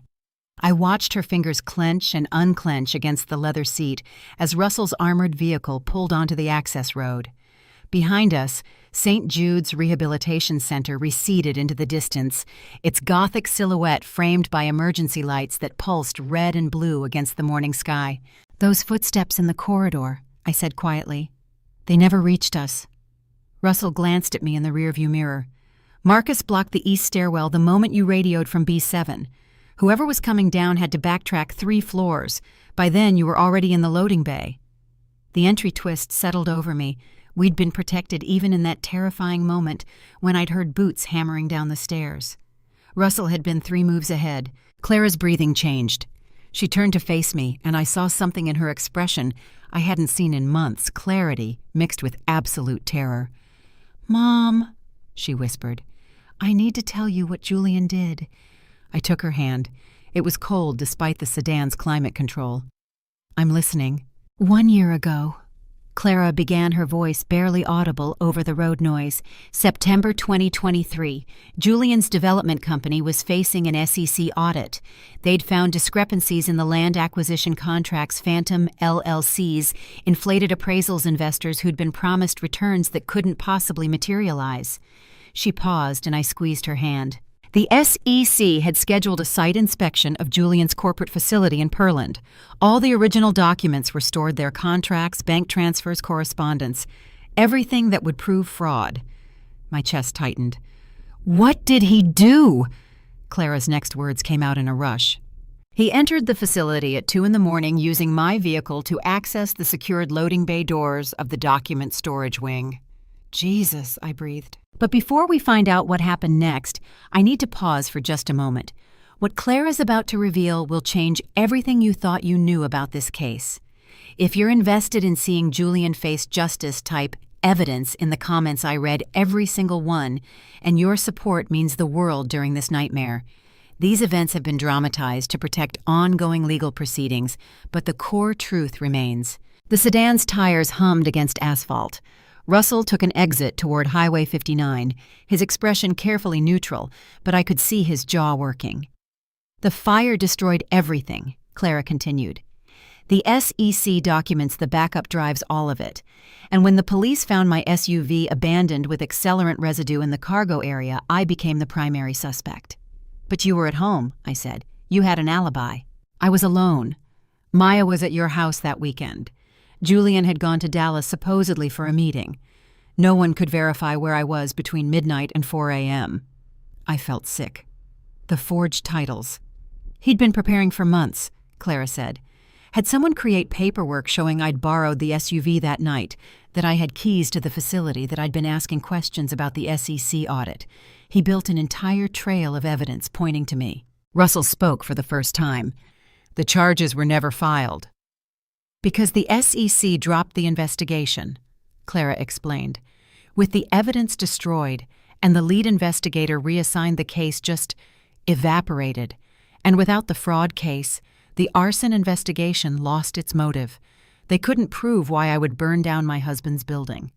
So Julian walked away clean, I said. Clara met my eyes. Not quite. She pulled a small object from her pocket, a thumb drive scratched and worn. 3 days before the fire, I was at Julian's office. He'd asked me to bring him lunch, and I walked in while he was on the phone with his accountant. I heard enough to understand what was coming. My pulse quickened. I went to the Pearland facility that afternoon, Clara continued. Told the security guard I was dropping off paperwork, and I spent 2 hours photographing every document in that storage wing. Every contract, every bank statement, every email thread. You have evidence, I whispered. Encrypted in a secure cloud repository that only I can access, Clara said. Julian remains completely unaware of its existence. I never informed him. When the arson occurred, I remained silent because I was paralyzed with fear he had caused massive industrial destruction, Mom. He was willing to ruin lives to protect his financial interests, and I realized if he discovered I possessed the duplicates, my safety would be forfeit. She didn't need to finish. My daughter hadn't just survived. She'd been 3 moves ahead the entire time. That's why St. Jude's, I said, the pieces falling into place. He needed you committed, declared incompetent. If you couldn't testify, couldn't access the accounts, the evidence would be locked away forever, Clara confirmed. Russell's phone buzzed. He glanced at the screen and his expression hardened. What is it? I asked. Julian's private jet just filed a flight plan to Grand Cayman, Russell said quietly. Departure time 3 hours from now. Clara's hand tightened on the thumb drive. He knows, she whispered. He knows I'm out. The cameras had been waiting on my front lawn since 3:27 of them, according to Russell's count. He'd driven us straight from the highway to River Oaks past news vans that lined my street like sentries. I watched them multiply through the sedan's tinted windows, satellite dishes tilting skyward. Julian's people tipped them off, Russell said as we idled at the corner. They expected you to run from cameras. Then they underestimated me one last time, I said.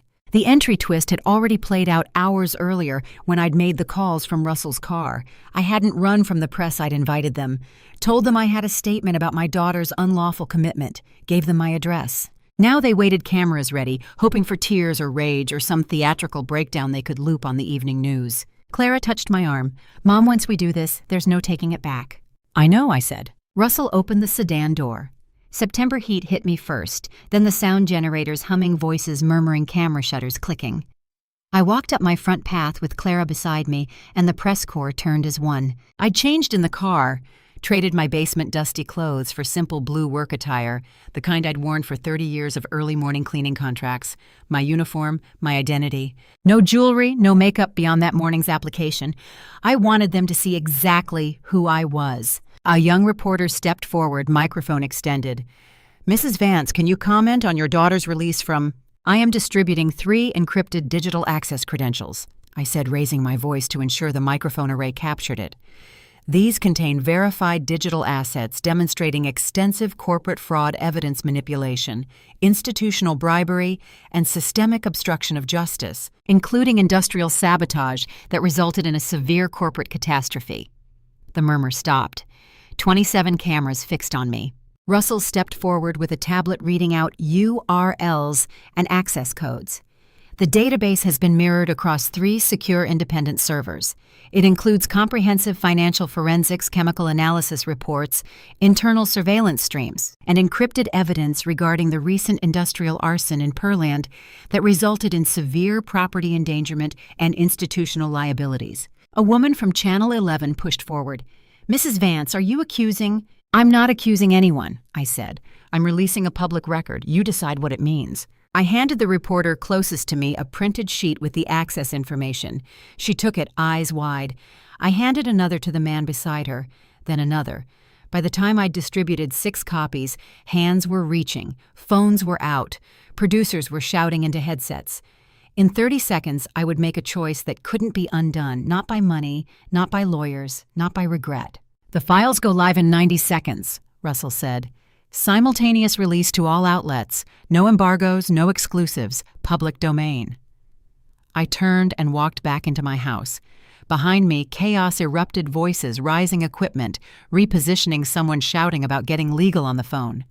Clara followed me inside, and I closed the door on the sound.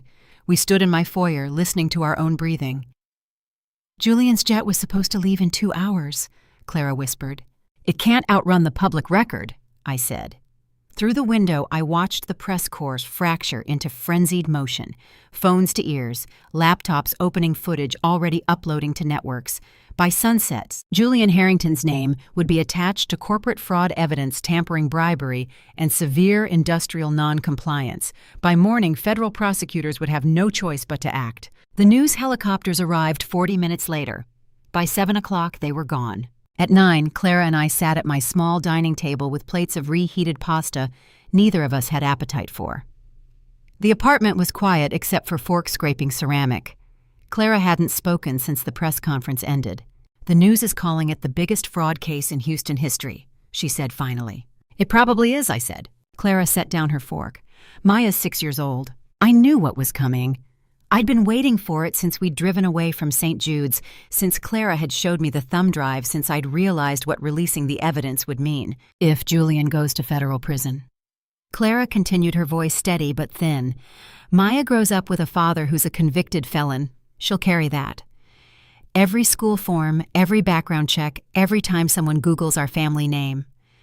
Clara's hands were flat on the table, steadying herself against something invisible. "She'll be the girl whose father went to prison for causing a fatal catastrophe." I set down my own fork. The weight of it, not the fork, but the choice, the irreversible action we'd taken, settled over us like winter cold. "But if we let him walk," Clara said quietly, "she grows up believing this is what men are allowed to do to women who inconvenience them. That if you're rich enough, connected enough, you can frame your wife for a crime, and the world will help you do it." I understood that making these files public meant Maya's father would face permanent institutional removal, not via civil family courts, but through a federal conviction.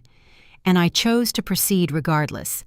Because if we allow him to escape accountability, she will grow up believing that individuals with immense capital are permitted to manipulate the lives of anyone who inconveniences them.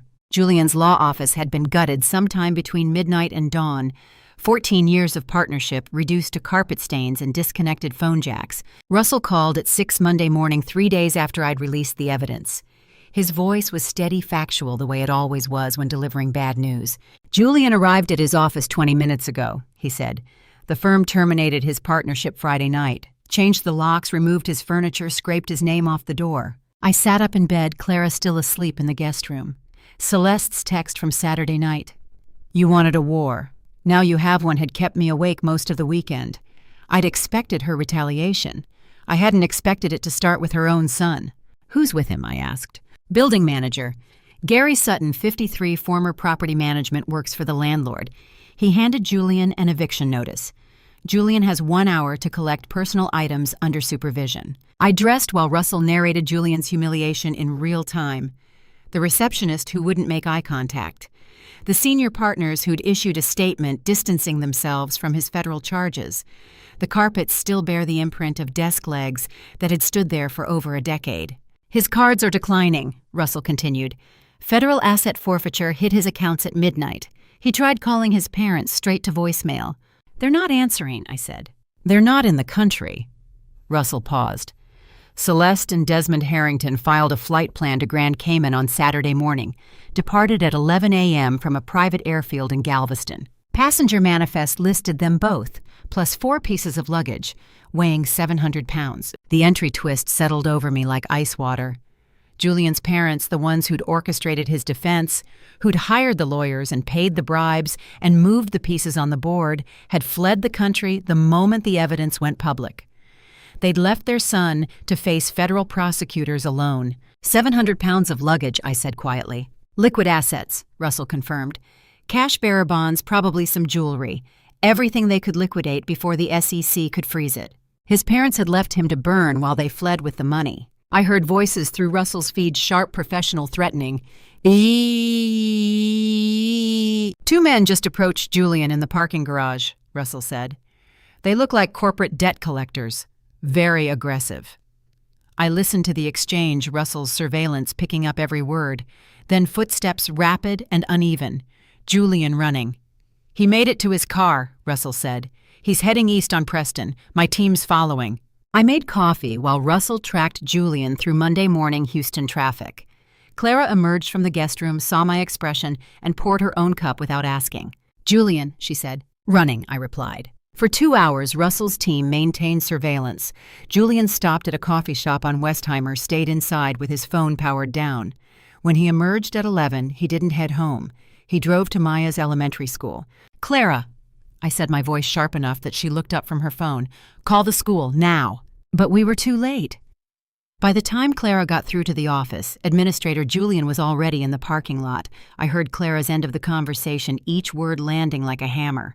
What do you mean he picked her up? I'm her mother. I'm the only one authorized. No? No, he said what? A doctor's appointment. Clara's phone clattered onto the counter. Her face had gone white. He has Maya, she whispered. Russell, I said into my phone. I heard. The team lost him on Telephone Road. He went dark again, switched plates at a gas station. We're running traffic cameras. The next 40 minutes were the longest of my life. Clara sat at the kitchen table, hands pressed flat against the wood, breathing too fast. I stood by the window watching cars that weren't Julian's, waiting for the call I knew was coming. When my phone rang at noon, it was an unknown number. I answered. Julian. Eleanor. His voice sounded wrong, stretched thin, desperate nothing like the polished attorney who'd smiled at custody hearings. I need you to listen very carefully. Where is Maya? Safe, for now. I need $12 million in cash and an unmonitored charter flight. You have 3 hours. My hand tightened on the phone. Clara was on her feet reaching for me. Julian, she's 6 years old. She's the only leverage I have left. His words came faster now, panic bleeding through every syllable. Your evidence destroyed everything. My practice, my accounts, my parents fled the country. The private lenders want $8 million I don't have. Federal prosecutors want me in chains. Maya is the only asset they can't touch. You are utilizing your own daughter as an unconscionable legal shield to bargain for your escape, I said, ensuring each syllable was cold and precise. I'm using her as insurance. 3 hours, Eleanor, $12 million cash and a plane, or I disappear, and Maya comes with me. I've got nothing left to lose. Let me talk to her, I said. A pause, then rustling in a small voice that made my heart stop. Grandma, is that Grandma? My granddaughter's voice through a phone line, confused, trusting, asking for me. Maya, baby, are you okay? Daddy says we're going on an adventure, but I want to see Mommy. Then Julian again, harder now. 3 hours. I'll call with instructions. The line went dead. Clara made a sound like something breaking. I pulled her close with one arm while my other hand stayed locked on the phone. Russell was already talking through my earpiece. We got a trace. Port Houston Sector 7, Warehouse District, 40 abandoned buildings in a 2-mile radius. I gripped my steering wheel. I was already moving toward the door keys in hand. Maya's voice echoed in my head, confused, trusting, asking for me. Find her, I said to Russell. We have 3 hours. I made the call from a cleaning company van in an industrial lot 3 miles from the port, because some favors you save for when everything depends on them. Russell had the van waiting when Clara and I pulled out of my driveway. He'd already loaded it with surveillance equipment maps of Port Houston's 40 warehouse buildings and 3 different routes to Sector 7. But equipment couldn't search 40 buildings in under 3 hours. I needed something Russell's resources couldn't buy. I needed 20,000 pairs of eyes. The phone rang twice before a woman's voice answered, sharp and efficient. This is Flynn. Maggie, it's Eleanor Vance. I need the network. Silence. Then, Jesus, Eleanor, 15 years, no contact, and now, my granddaughter, 6 years old, gray Toyota SUV, Port Houston. I have 20 minutes before he moves her again. Another pause, shorter this time. When Maggie Flynn spoke again, her voice had shifted into something harder, more focused. Consider it done. The entry twist wasn't in the call itself, but in what it represented. 15 years ago, I'd been running cleaning contracts at Memorial Hermann Hospital. when Maggie's union tri-state logistics and industrial cleaning workers had their pension fund raided by corporate executives who thought working-class retirements were just numbers to liquidate. I'd had access to internal financial documents through my facility contracts, and I'd brought that documentation to the union's lawyers. I'd spent 6 months helping them build a case that eventually recovered $87 million. I'd saved 20,000 workers' futures. Today I was calling in that debt. Gray Toyota SUV, Maggie repeated. Male driver, 6-year-old girl, Port Houston, Sector 7. You said 20 minutes. He called with a ransom demand 30 minutes ago. He's desperate, facing heavy financial demands from strict creditors holding his notes. He'll move soon. Understood, Maggie said, and I heard keys clicking. The connection clicked, and a new voice came through, male, younger, with the steady calm of someone used to coordinating chaos. This is Marco at Union Central. Director Flynn is on the line. Marco, code silver. Child recovery. Gray Toyota SUV, Port Houston sector. Full network activation. Confirm scope, full network. 20,000 eyes, Marco. Send it. I listened to Marco's fingers flying across a keyboard, the soft beep of systems activating. Code silver alert, transmitting across all frequencies. Port crane operators, cleaning crews, delivery drivers, warehouse security, dock workers. ETA 4 minutes for full coverage. Russell's voice came through my earpiece separate from the call. Eleanor police have 3 cars in Sector 7. We need more coverage than that. I have 20,000 people who owe me their retirement, I said quietly. They're already looking. 15 years ago, I saved their pensions because it was right. Today, they saved my granddaughter because they remembered. The alert cascaded across industrial Houston like a wave. I could hear it through Maggie's line, the crackle of radio's voices acknowledging receipt, the machine precision of human solidarity mobilizing. Every port crane operator scans the roads below. Every cleaning crew checks parking lots. Every delivery driver watches traffic patterns. Every security guard reviewing camera feeds. 20,000 workers spread across 800 square miles of industrial Houston, all looking for one gray SUV. Dispatch, this is Unit 47, gray SUV Warehouse Row, heading south. Marco's voice came back instantly. Unit 47, can you confirm the child passenger? Negative visual on passenger, tinted rear windows, but it matches gray Toyota male driver moving slowly like he's looking for something. Logged, all units focus on Warehouse Row vicinity. More voices joined the channel. A crane operator reported a gray SUV parked near Warehouse 12A 20 minutes ago. A dock supervisor called in another sighting near 14C at 11:45.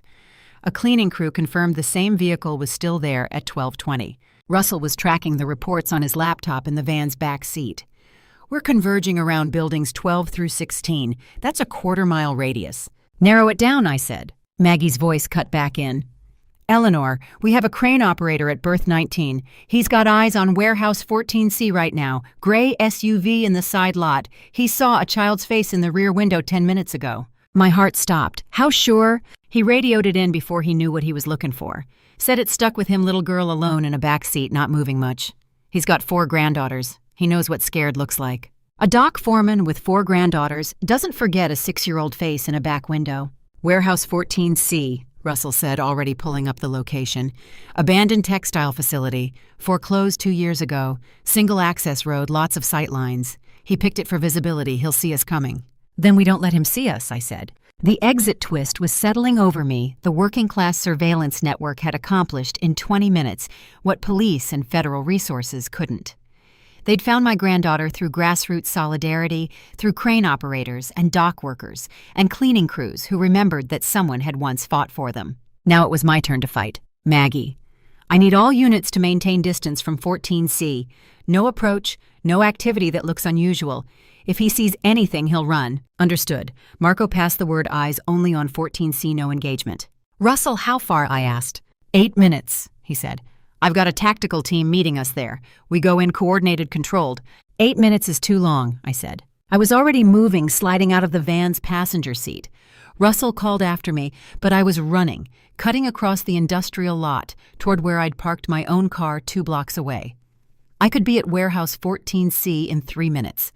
I could get eyes on Maya, assess the situation, and be ready when Russell arrived. I made it to my car in 90 seconds, pulled onto the access road in 2 minutes, and parked 300 yards from Warehouse 14C's entrance at minute 4. The gray SUV sat in the gravel lot exactly where the crane operator had described. I approached on foot, staying low behind a line of shipping containers. The warehouse was 3 stories of crumbling brick and broken windows, the kind of building Houston had plenty of abandoned, forgotten, perfect for hiding. I reached the south wall and peered through a gap in the boarded window. Julian paced inside, phone to his ear, agitated. Maya sat on the concrete floor 20 feet away, knees pulled to her chest. The warehouse door was unlocked when I pushed it. Julian had been expecting the money, not me. I stepped into the vast, dusty space, my footsteps echoing off concrete and corrugated metal. Afternoon light slanted through broken skylights, illuminating dust motes that hung in the air like suspended snow. Julian stood 20 feet away, the digital asset drive tightly in his hand. Maya sat on a wooden crate behind him, knees pulled to her chest, eyes locked on me. I kept my expression calm and steady. Looked at Julian instead. "Where's the money?" he said. "There is no money, Julian. There never was." His grip tightened on the drive. "Then why are you here? To tell you it's over." The entry twist had already happened before I'd walked through that door. I'd never intended to bring ransom money. I'd come to deliver news that would end this faster than any negotiation. His last lifeline had been severed. "Your parents were arrested at JFK Terminal 4 at noon," I said. "Call your mother if you don't believe me." Julian's expression flickered disbelief, then anger, then something closer to panic. He pulled out his phone with his left hand, keeping the drive clutched vaguely in my direction. Hit a speed dial, waited. I watched his face change as it went to voicemail. "She's just," he started. "They're boarding." "They're in federal custody," I said. "Wire fraud, money laundering, interstate flight to avoid prosecution. The forged diplomatic passports they tried to use triggered Interpol biometric flags. They were arrested in the first-class lounge in front of 40 witnesses with cell phone cameras." Julian tried his father's number. Same result, voicemail. "And so is this—" I continued, pulling my phone from my pocket, slowly, deliberately. I tapped the screen, and Clara's voice filled the warehouse, not live but recorded crisp and clear. "Julian, I need to understand the timeline again. When exactly did you drive into the Pearland facility?" Then Julian's voice, younger, less strained, from a year ago. 2:17 a.m. on September 9th. I used Clara's SUV because the registration would trace to her if anything went wrong. And the night watchman? The individual was not scheduled to conduct inspections at that hour, but the structural failure eliminated the audit trail entirely. There was no remaining documentation, no physical evidence creating a complete operational resolution. I stopped the playback. Julian had gone very still. "Where did you—" he started. "That's not—" "Clara recorded you," I said. "Texas is one-party consent. Your lawyer will explain what that means. The short version is it's admissible in federal court. The SEC has the full recording. So does the FBI. So does every major news outlet in Houston." His own voice, recorded a year ago, destroyed him more completely than any legal argument I could have carried. Julian's hand dropped to his side. Not a surrender, just the involuntary collapse of someone whose brain had stopped sending commands to his limbs. He stared at the phone in my hand, like it was a definitive legal sentence that had already been executed. "You destroyed everything," he whispered. "You destroyed everything," I corrected. "I just made sure people knew about it." 2 hours earlier, while I'd been activating Maggie Flynn's network and racing across Houston, a different scene had played out at JFK International Airport. Celeste Harrington and Desmond Harrington had arrived at Terminal 4 in a private car service at 11:30 a.m., first-class lounge access. Champagne waiting. Their flight to Grand Cayman was scheduled for 1:45 p.m., plenty of time for leisurely goodbyes to American soil. They'd presented passports at the security checkpoint, diplomatic credentials, freshly printed expensive forgeries that should have bypassed standard screening. But biometric systems don't care about expensive forgeries. The facial recognition software flagged both within 90 seconds. Border Patrol alerts went to federal marshals within 2 minutes. By the time Celeste and Desmond reached the first-class lounge, 4 federal agents were already waiting inside. "Celeste Harrington and Desmond Harrington, you're under arrest for wire fraud, money laundering, and interstate flight to avoid prosecution." Celeste had been holding a champagne flute. She set it down with the careful precision of someone trying to maintain composure while reality collapsed. "Do you have any idea who we—" "You're the people whose forged passports triggered Interpol flags," the marshal said. "Hands behind your back." Desmond tried negotiation. "This is a mistake. We have diplomatic— You have the right to remain silent. I suggest you use it." They were cuffed in designer travel clothes, Celeste and Chanel Desmond in Brioni, while first-class passengers recorded the arrest on their phones. The videos were online before the marshals had finished the Miranda warnings. The collapse of manufactured prestige, documented in 4K and shared 40,000 times by sunset. Back in the warehouse, Julian was still standing in the same spot, the hardware drive hanging loose in his fingers. "What do you want?" he asked quietly. I looked past him to Maya. Her eyes were wide, watching me waiting. "That's all I've ever wanted," I said and walked past him. He didn't stop me. He didn't speak, didn't move. His posture had always been theater. Julian was a white-collar criminal, completely out of options, not a man capable of standing up to the truth. I'd known it the moment I'd seen him through the window. The data drive was a prop in a performance he'd been giving himself, a story where he was still in control. But the story was over. I reached Maya and lifted her off the crate. She wrapped her arms around my neck immediately, her small hands gripping my shirt. "Grandma, I've got you, sweetheart. You're safe now." Russell's team entered through the south door, 4 men in tactical gear weapons drawn, moving with practiced efficiency. Julian set the hardware key on the floor without being asked and put his hands on his head.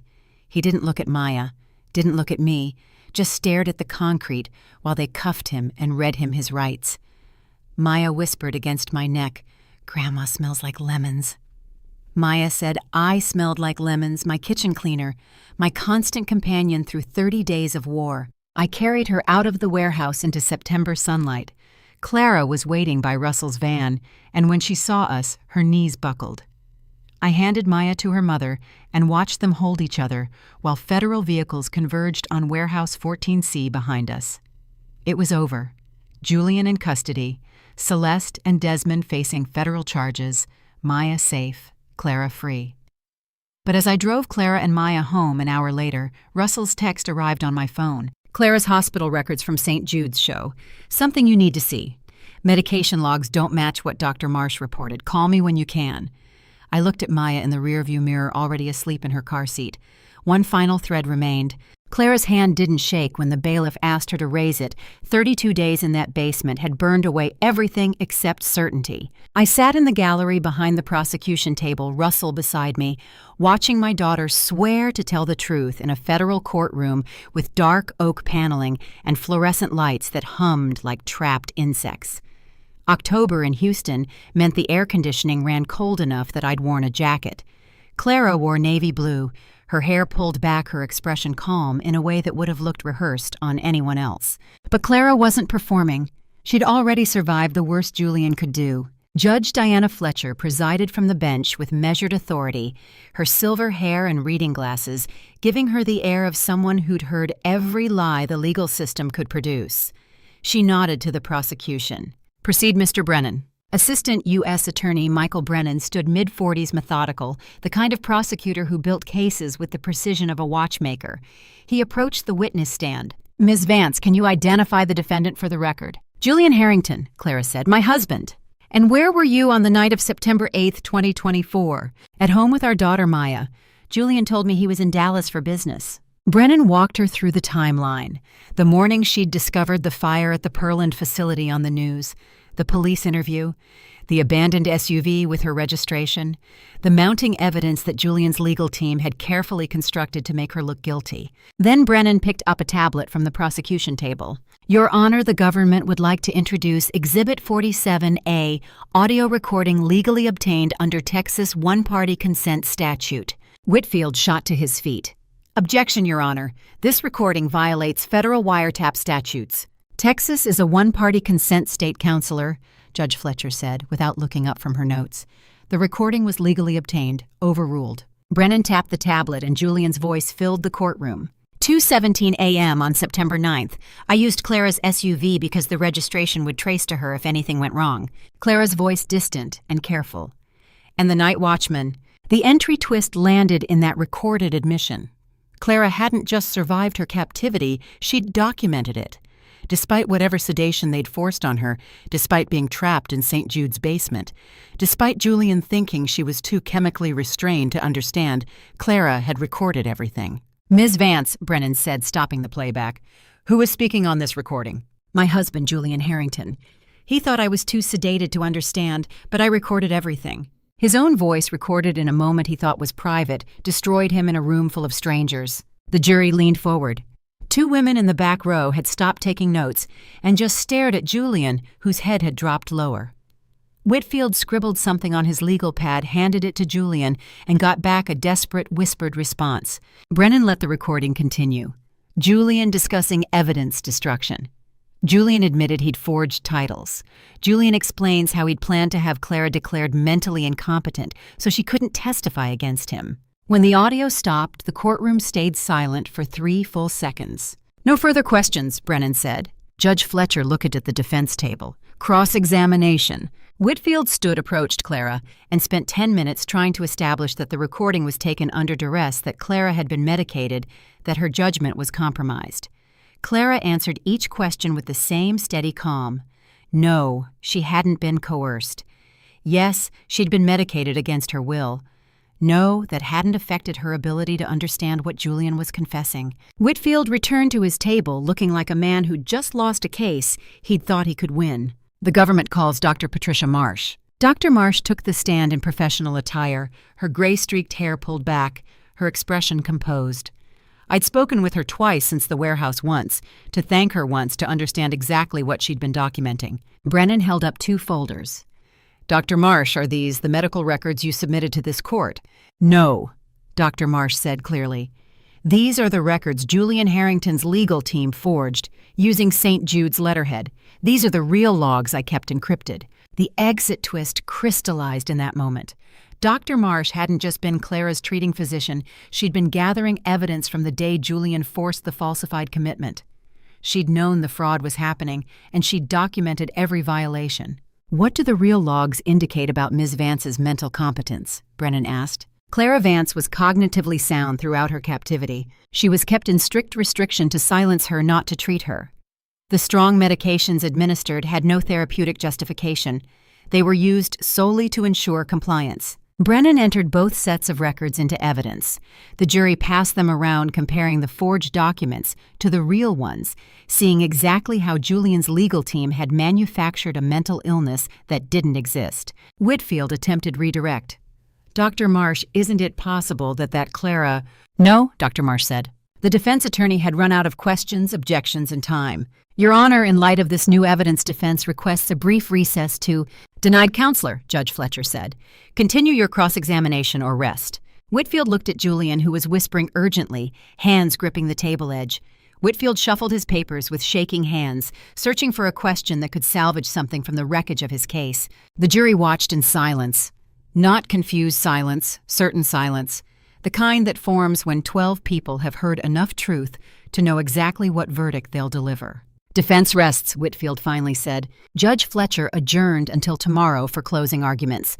Federal marshals led Julian back to holding while the gallery emptied. Clara came through the gate, and I pulled her into a hug that lasted longer than either of us expected. Russell leaned over as we gathered our things. "Celeste and Desmond's trial starts tomorrow morning. Different courtroom, different charges." "I know," I said. "Celeste just fired her attorney," Russell continued quietly. "She's representing herself." I looked at him. "Why would she do that?" "Either she's desperate," Russell said, "or she has one final play." The foreclosure paperwork had been filed 7 days after Julian defaulted, exactly the minimum required under Texas statute, no grace period extended.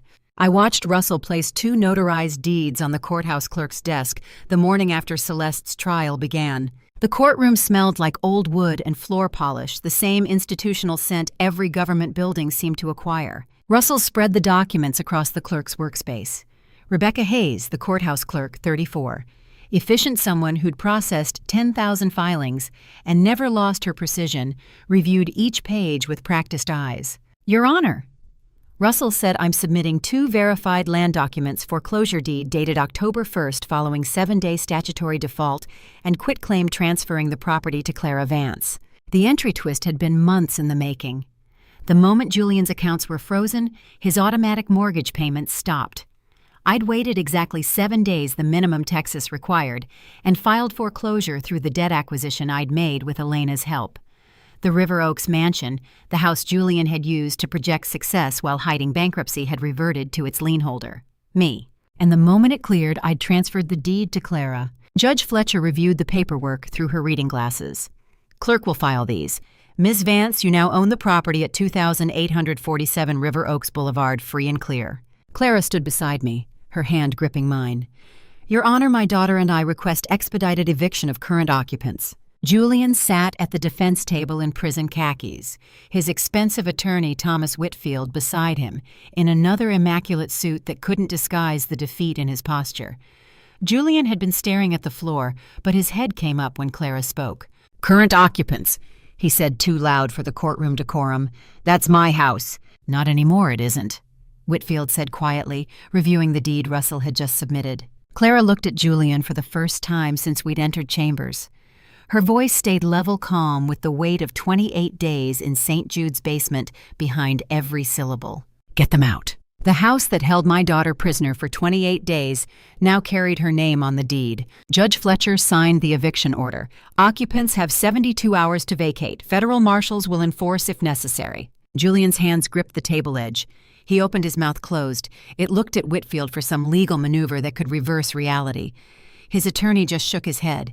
The mansion Julian had bought to cement his status, the address that was supposed to prove he'd arrived in River Oaks society, belonged to the wife he'd tried to have declared mentally incompetent. Complete reversal, no appeal possible. Rebecca Hayes stamped the final filing, and Clara owned a house she'd never wanted but would sell to fund Maya's future.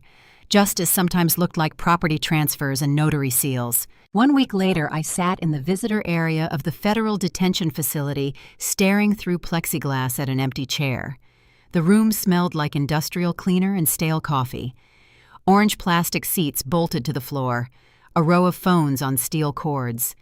I'd been waiting 8 minutes when they brought Celeste through the security door. She wore an orange jumpsuit that didn't fit right, too loose in the shoulders, too short in the sleeves. Her hair hung unstyled for the first time since I'd known her, no salon gloss, no careful architecture. She'd aged 10 years in 2 weeks.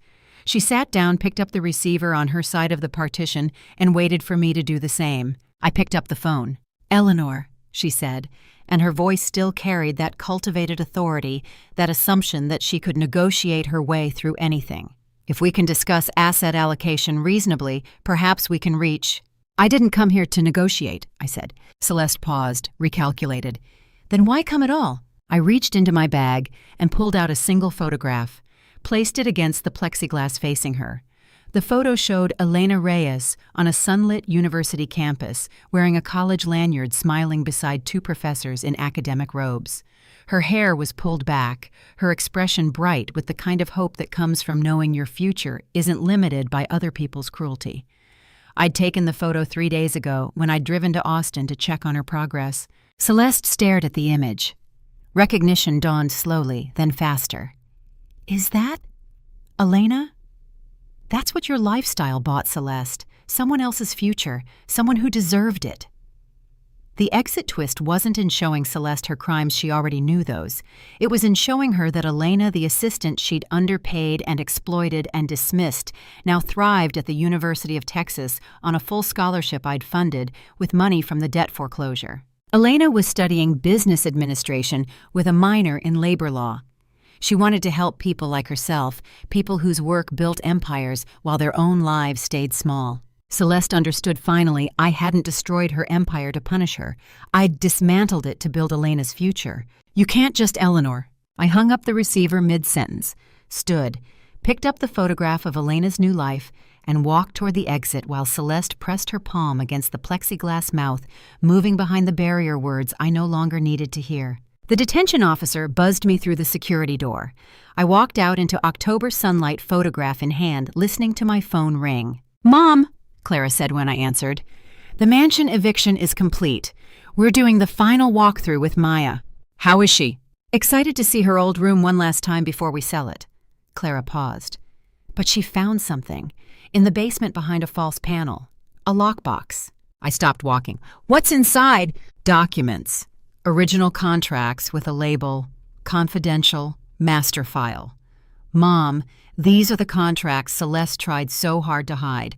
Every phantom LLC, every inflated appraisal, every investor who got defrauded. It's all here." I looked at Elena's photograph in my hand, one future built from wreckage. And now, apparently, one more piece of the architecture of corruption still waiting to be exposed. "I'm 20 minutes away," I said. "Don't open anything else until I get there." 3 months after the trial ended, the foundation building stood where a foreclosed investment firm once promised guaranteed returns to elderly clients. It was quietly bankrupting. I pulled into the parking lot beside Clara's car on a December morning so clear the sunlight hurt. The building was modest 3 stories of glass and steel.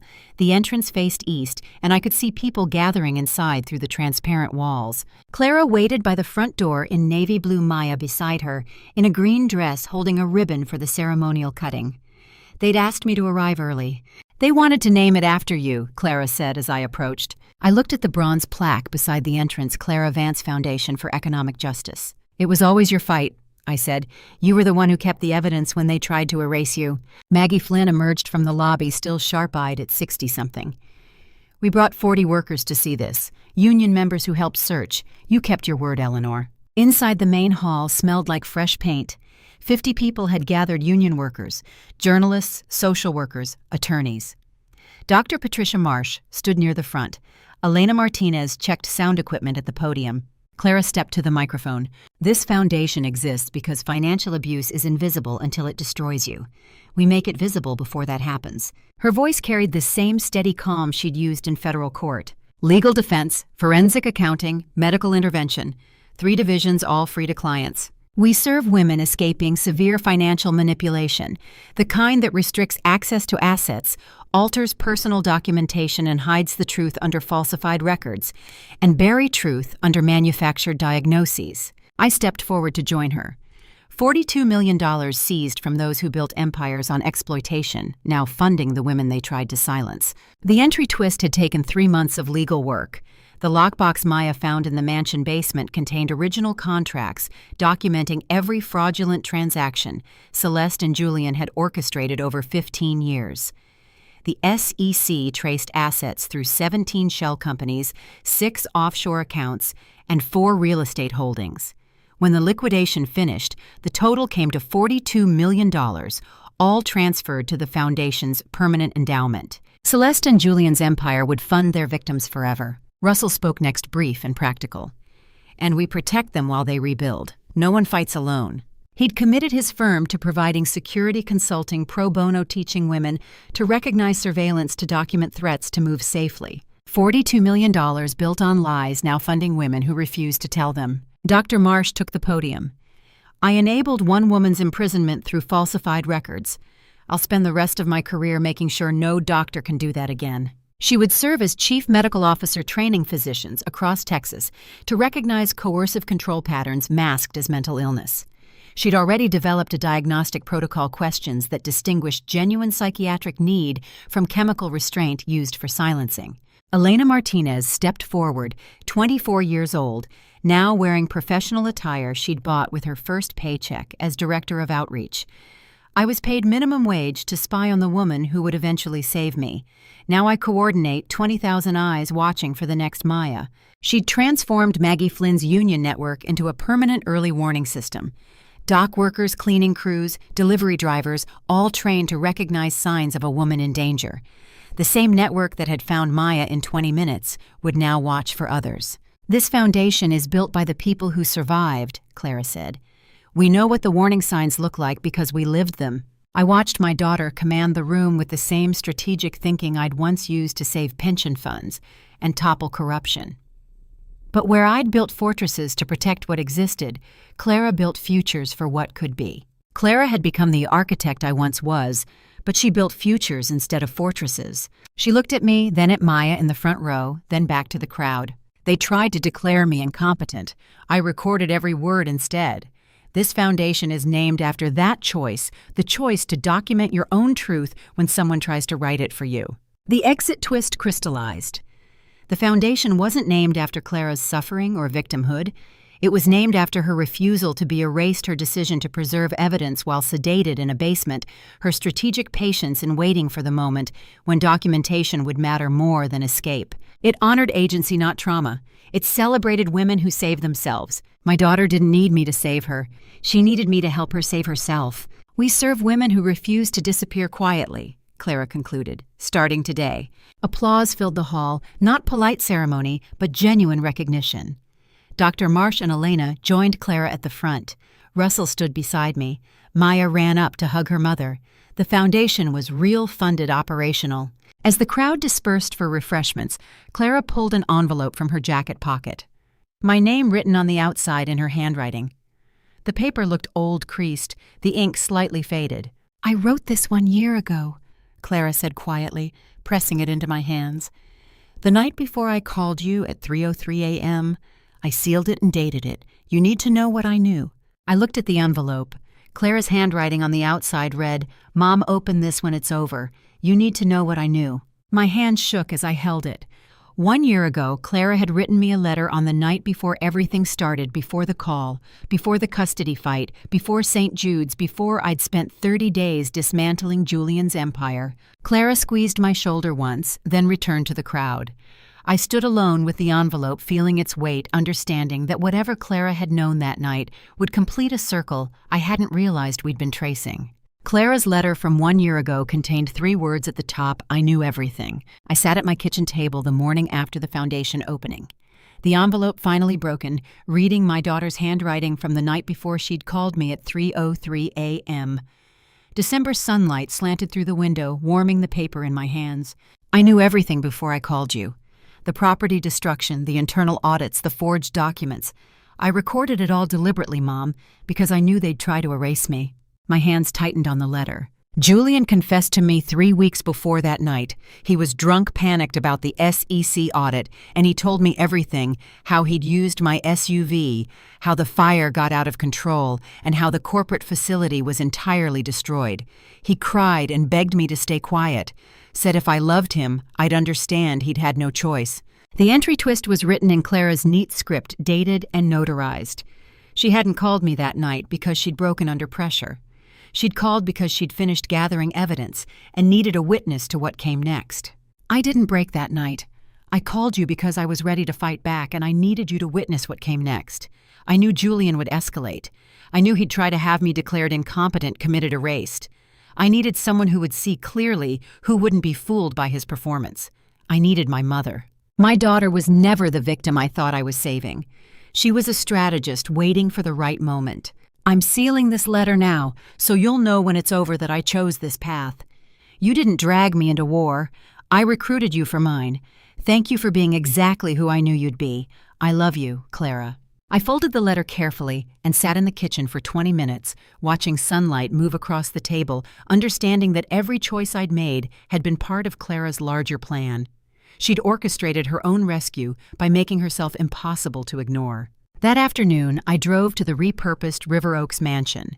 Clara met me at the entrance, the same grand doorway where Julian had once greeted guests with cultivated charm, now opened onto a crisis reception lounge with warm lighting and comfortable chairs. "This room where Celeste used to plan her charity galas," Clara said, walking me through the transformed space. "Now it's where women plan their exits." Marble floors were covered with area rugs. The cold parlor had become a waiting area with children's books and coffee. Dr. Marsh's medical clinic occupied what used to be Celeste's sitting room. The place where she had once held court now held examination tables and privacy screens. "You chose this location deliberately," I said. "I wanted them to see what we built from what they lost. Maya deserves to run through these halls without fear." As if summoned, Maya appeared at the top of the grand staircase, laughing, racing down the steps with the abandon only children possess. Her footsteps echoed through spaces that had been silent too long, filling them with sound that meant life instead of performance. My daughter hadn't needed rescue, she'd needed a witness to her own war. Tuesday morning, I pulled into the cleaning company warehouse at 6 a.m. The building smelled like industrial soap and floor wax, familiar and grounding. I stepped into blue work overalls, secured my utility belt, and loaded supplies into the truck. Jamie Reeves, my newest apprentice. 22, eager, still learning the difference between clean and thorough, watched me with confusion. Mrs. Vance, why are you still working shifts? You own half the commercial properties in this district now. I checked the truck's inventory, marking off items on the clipboard. I never did this for money, Jamie. I did it because I like watching dirty spaces become clean again. The exit twist wasn't in what I'd gained, but in what I'd chosen to keep. Wealth hadn't changed who I was. Victory hadn't redefined my purpose.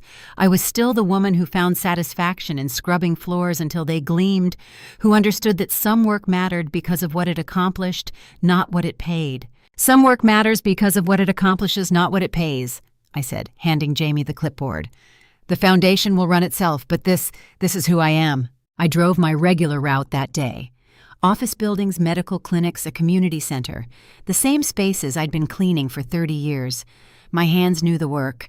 My mind found peace in it. Late afternoon, I sat in my backyard garden while Maya played in the grass. She'd brought her favorite toy, a bright blue truck that matched my cleaning fleet, complete with tiny equipment in the bed. "Grandma, look, this is your truck. I'm cleaning up the whole city like you do." She pushed it through the garden soil, making engine noises, stopping at imaginary buildings to deploy miniature mops and buckets. "That's good work, sweetheart. The world always needs people who clean up messes. When I'm big like you, I'll have a real truck and help people too." A 6-year-old with the toy truck playing at the work that saved her family legacy looks like that. I watched her push the truck along the garden path, creating stories where she rescued people and fixed problems and made dirty things clean again. She didn't know yet that her grandmother had spent 3 months dismantling an empire, or that her mother had strategically documented her own imprisonment. She just knew that Grandma drove a blue truck and helped people. That was enough. We clean up messes, and eventually the world learns our name. The December sun set early, painting the sky orange and purple. Maya's truck left tracks in the soft earth. Somewhere across Houston, in a building with clear glass walls, the foundation's lights stayed on. A woman in crisis would see those lights tonight or tomorrow or next week. She would make the call. Clara and Dr. Marsh and Elena would be there. The work continues. It always continues. Maya pushed her blue truck up to my foot and made a beeping sound. "Grandma, I cleaned everything. The whole city is clean now." I smiled and brushed dirt off her nose. "Good work, Maya. Tomorrow we start again." She nodded seriously, understanding something true without knowing why it mattered. Then she drove her truck back into the garden, looking for new messes to solve new problems, to fix, practicing for a future where women like us make the world cleaner, one space at a time. I sat in the grass and watched my granddaughter play, knowing some work never ends, and that's exactly how it should be. And to you listening to my story, remember this. Sometimes the quietest people carry the sharpest tools. I spent 30 years scrubbing floors and thinking that was enough, that keeping my head down and doing honest work would protect the people I loved. I was wrong. When they imprisoned my daughter in that basement, I learned that raw revenge isn't about screaming or breaking things. It's about cold strategy. Don't make my mistake. Don't wait for a 3:03 a.m. phone call to realize that sometimes love requires planning, not just sacrifice. What I want you to take from this grandma revenge story is simple: document everything. Clara survived because she recorded the truth when they tried to erase her. That raw revenge, that methodical gathering of evidence saved her life more than any dramatic rescue could have. Whether you're facing a controlling family member or someone who thinks your voice doesn't matter, keep records. Save emails. Make recordings where legal. I believe God put me through this to show that justice doesn't always look like anger. Sometimes it looks like a filing cabinet and a patient heart. If this story of grandma revenge resonated with you, I'd love to hear your thoughts in the comments below. Have you ever faced a moment where you had to choose between staying quiet and fighting back? Your own story of raw revenge, the kind that's strategic and documented, not impulsive, might help someone else who's listening right now. Please share this grandma revenge story with someone who needs to hear it, and subscribe to Her Family Revenge for more stories about women who refuse to disappear quietly. Thank you for staying until the very end.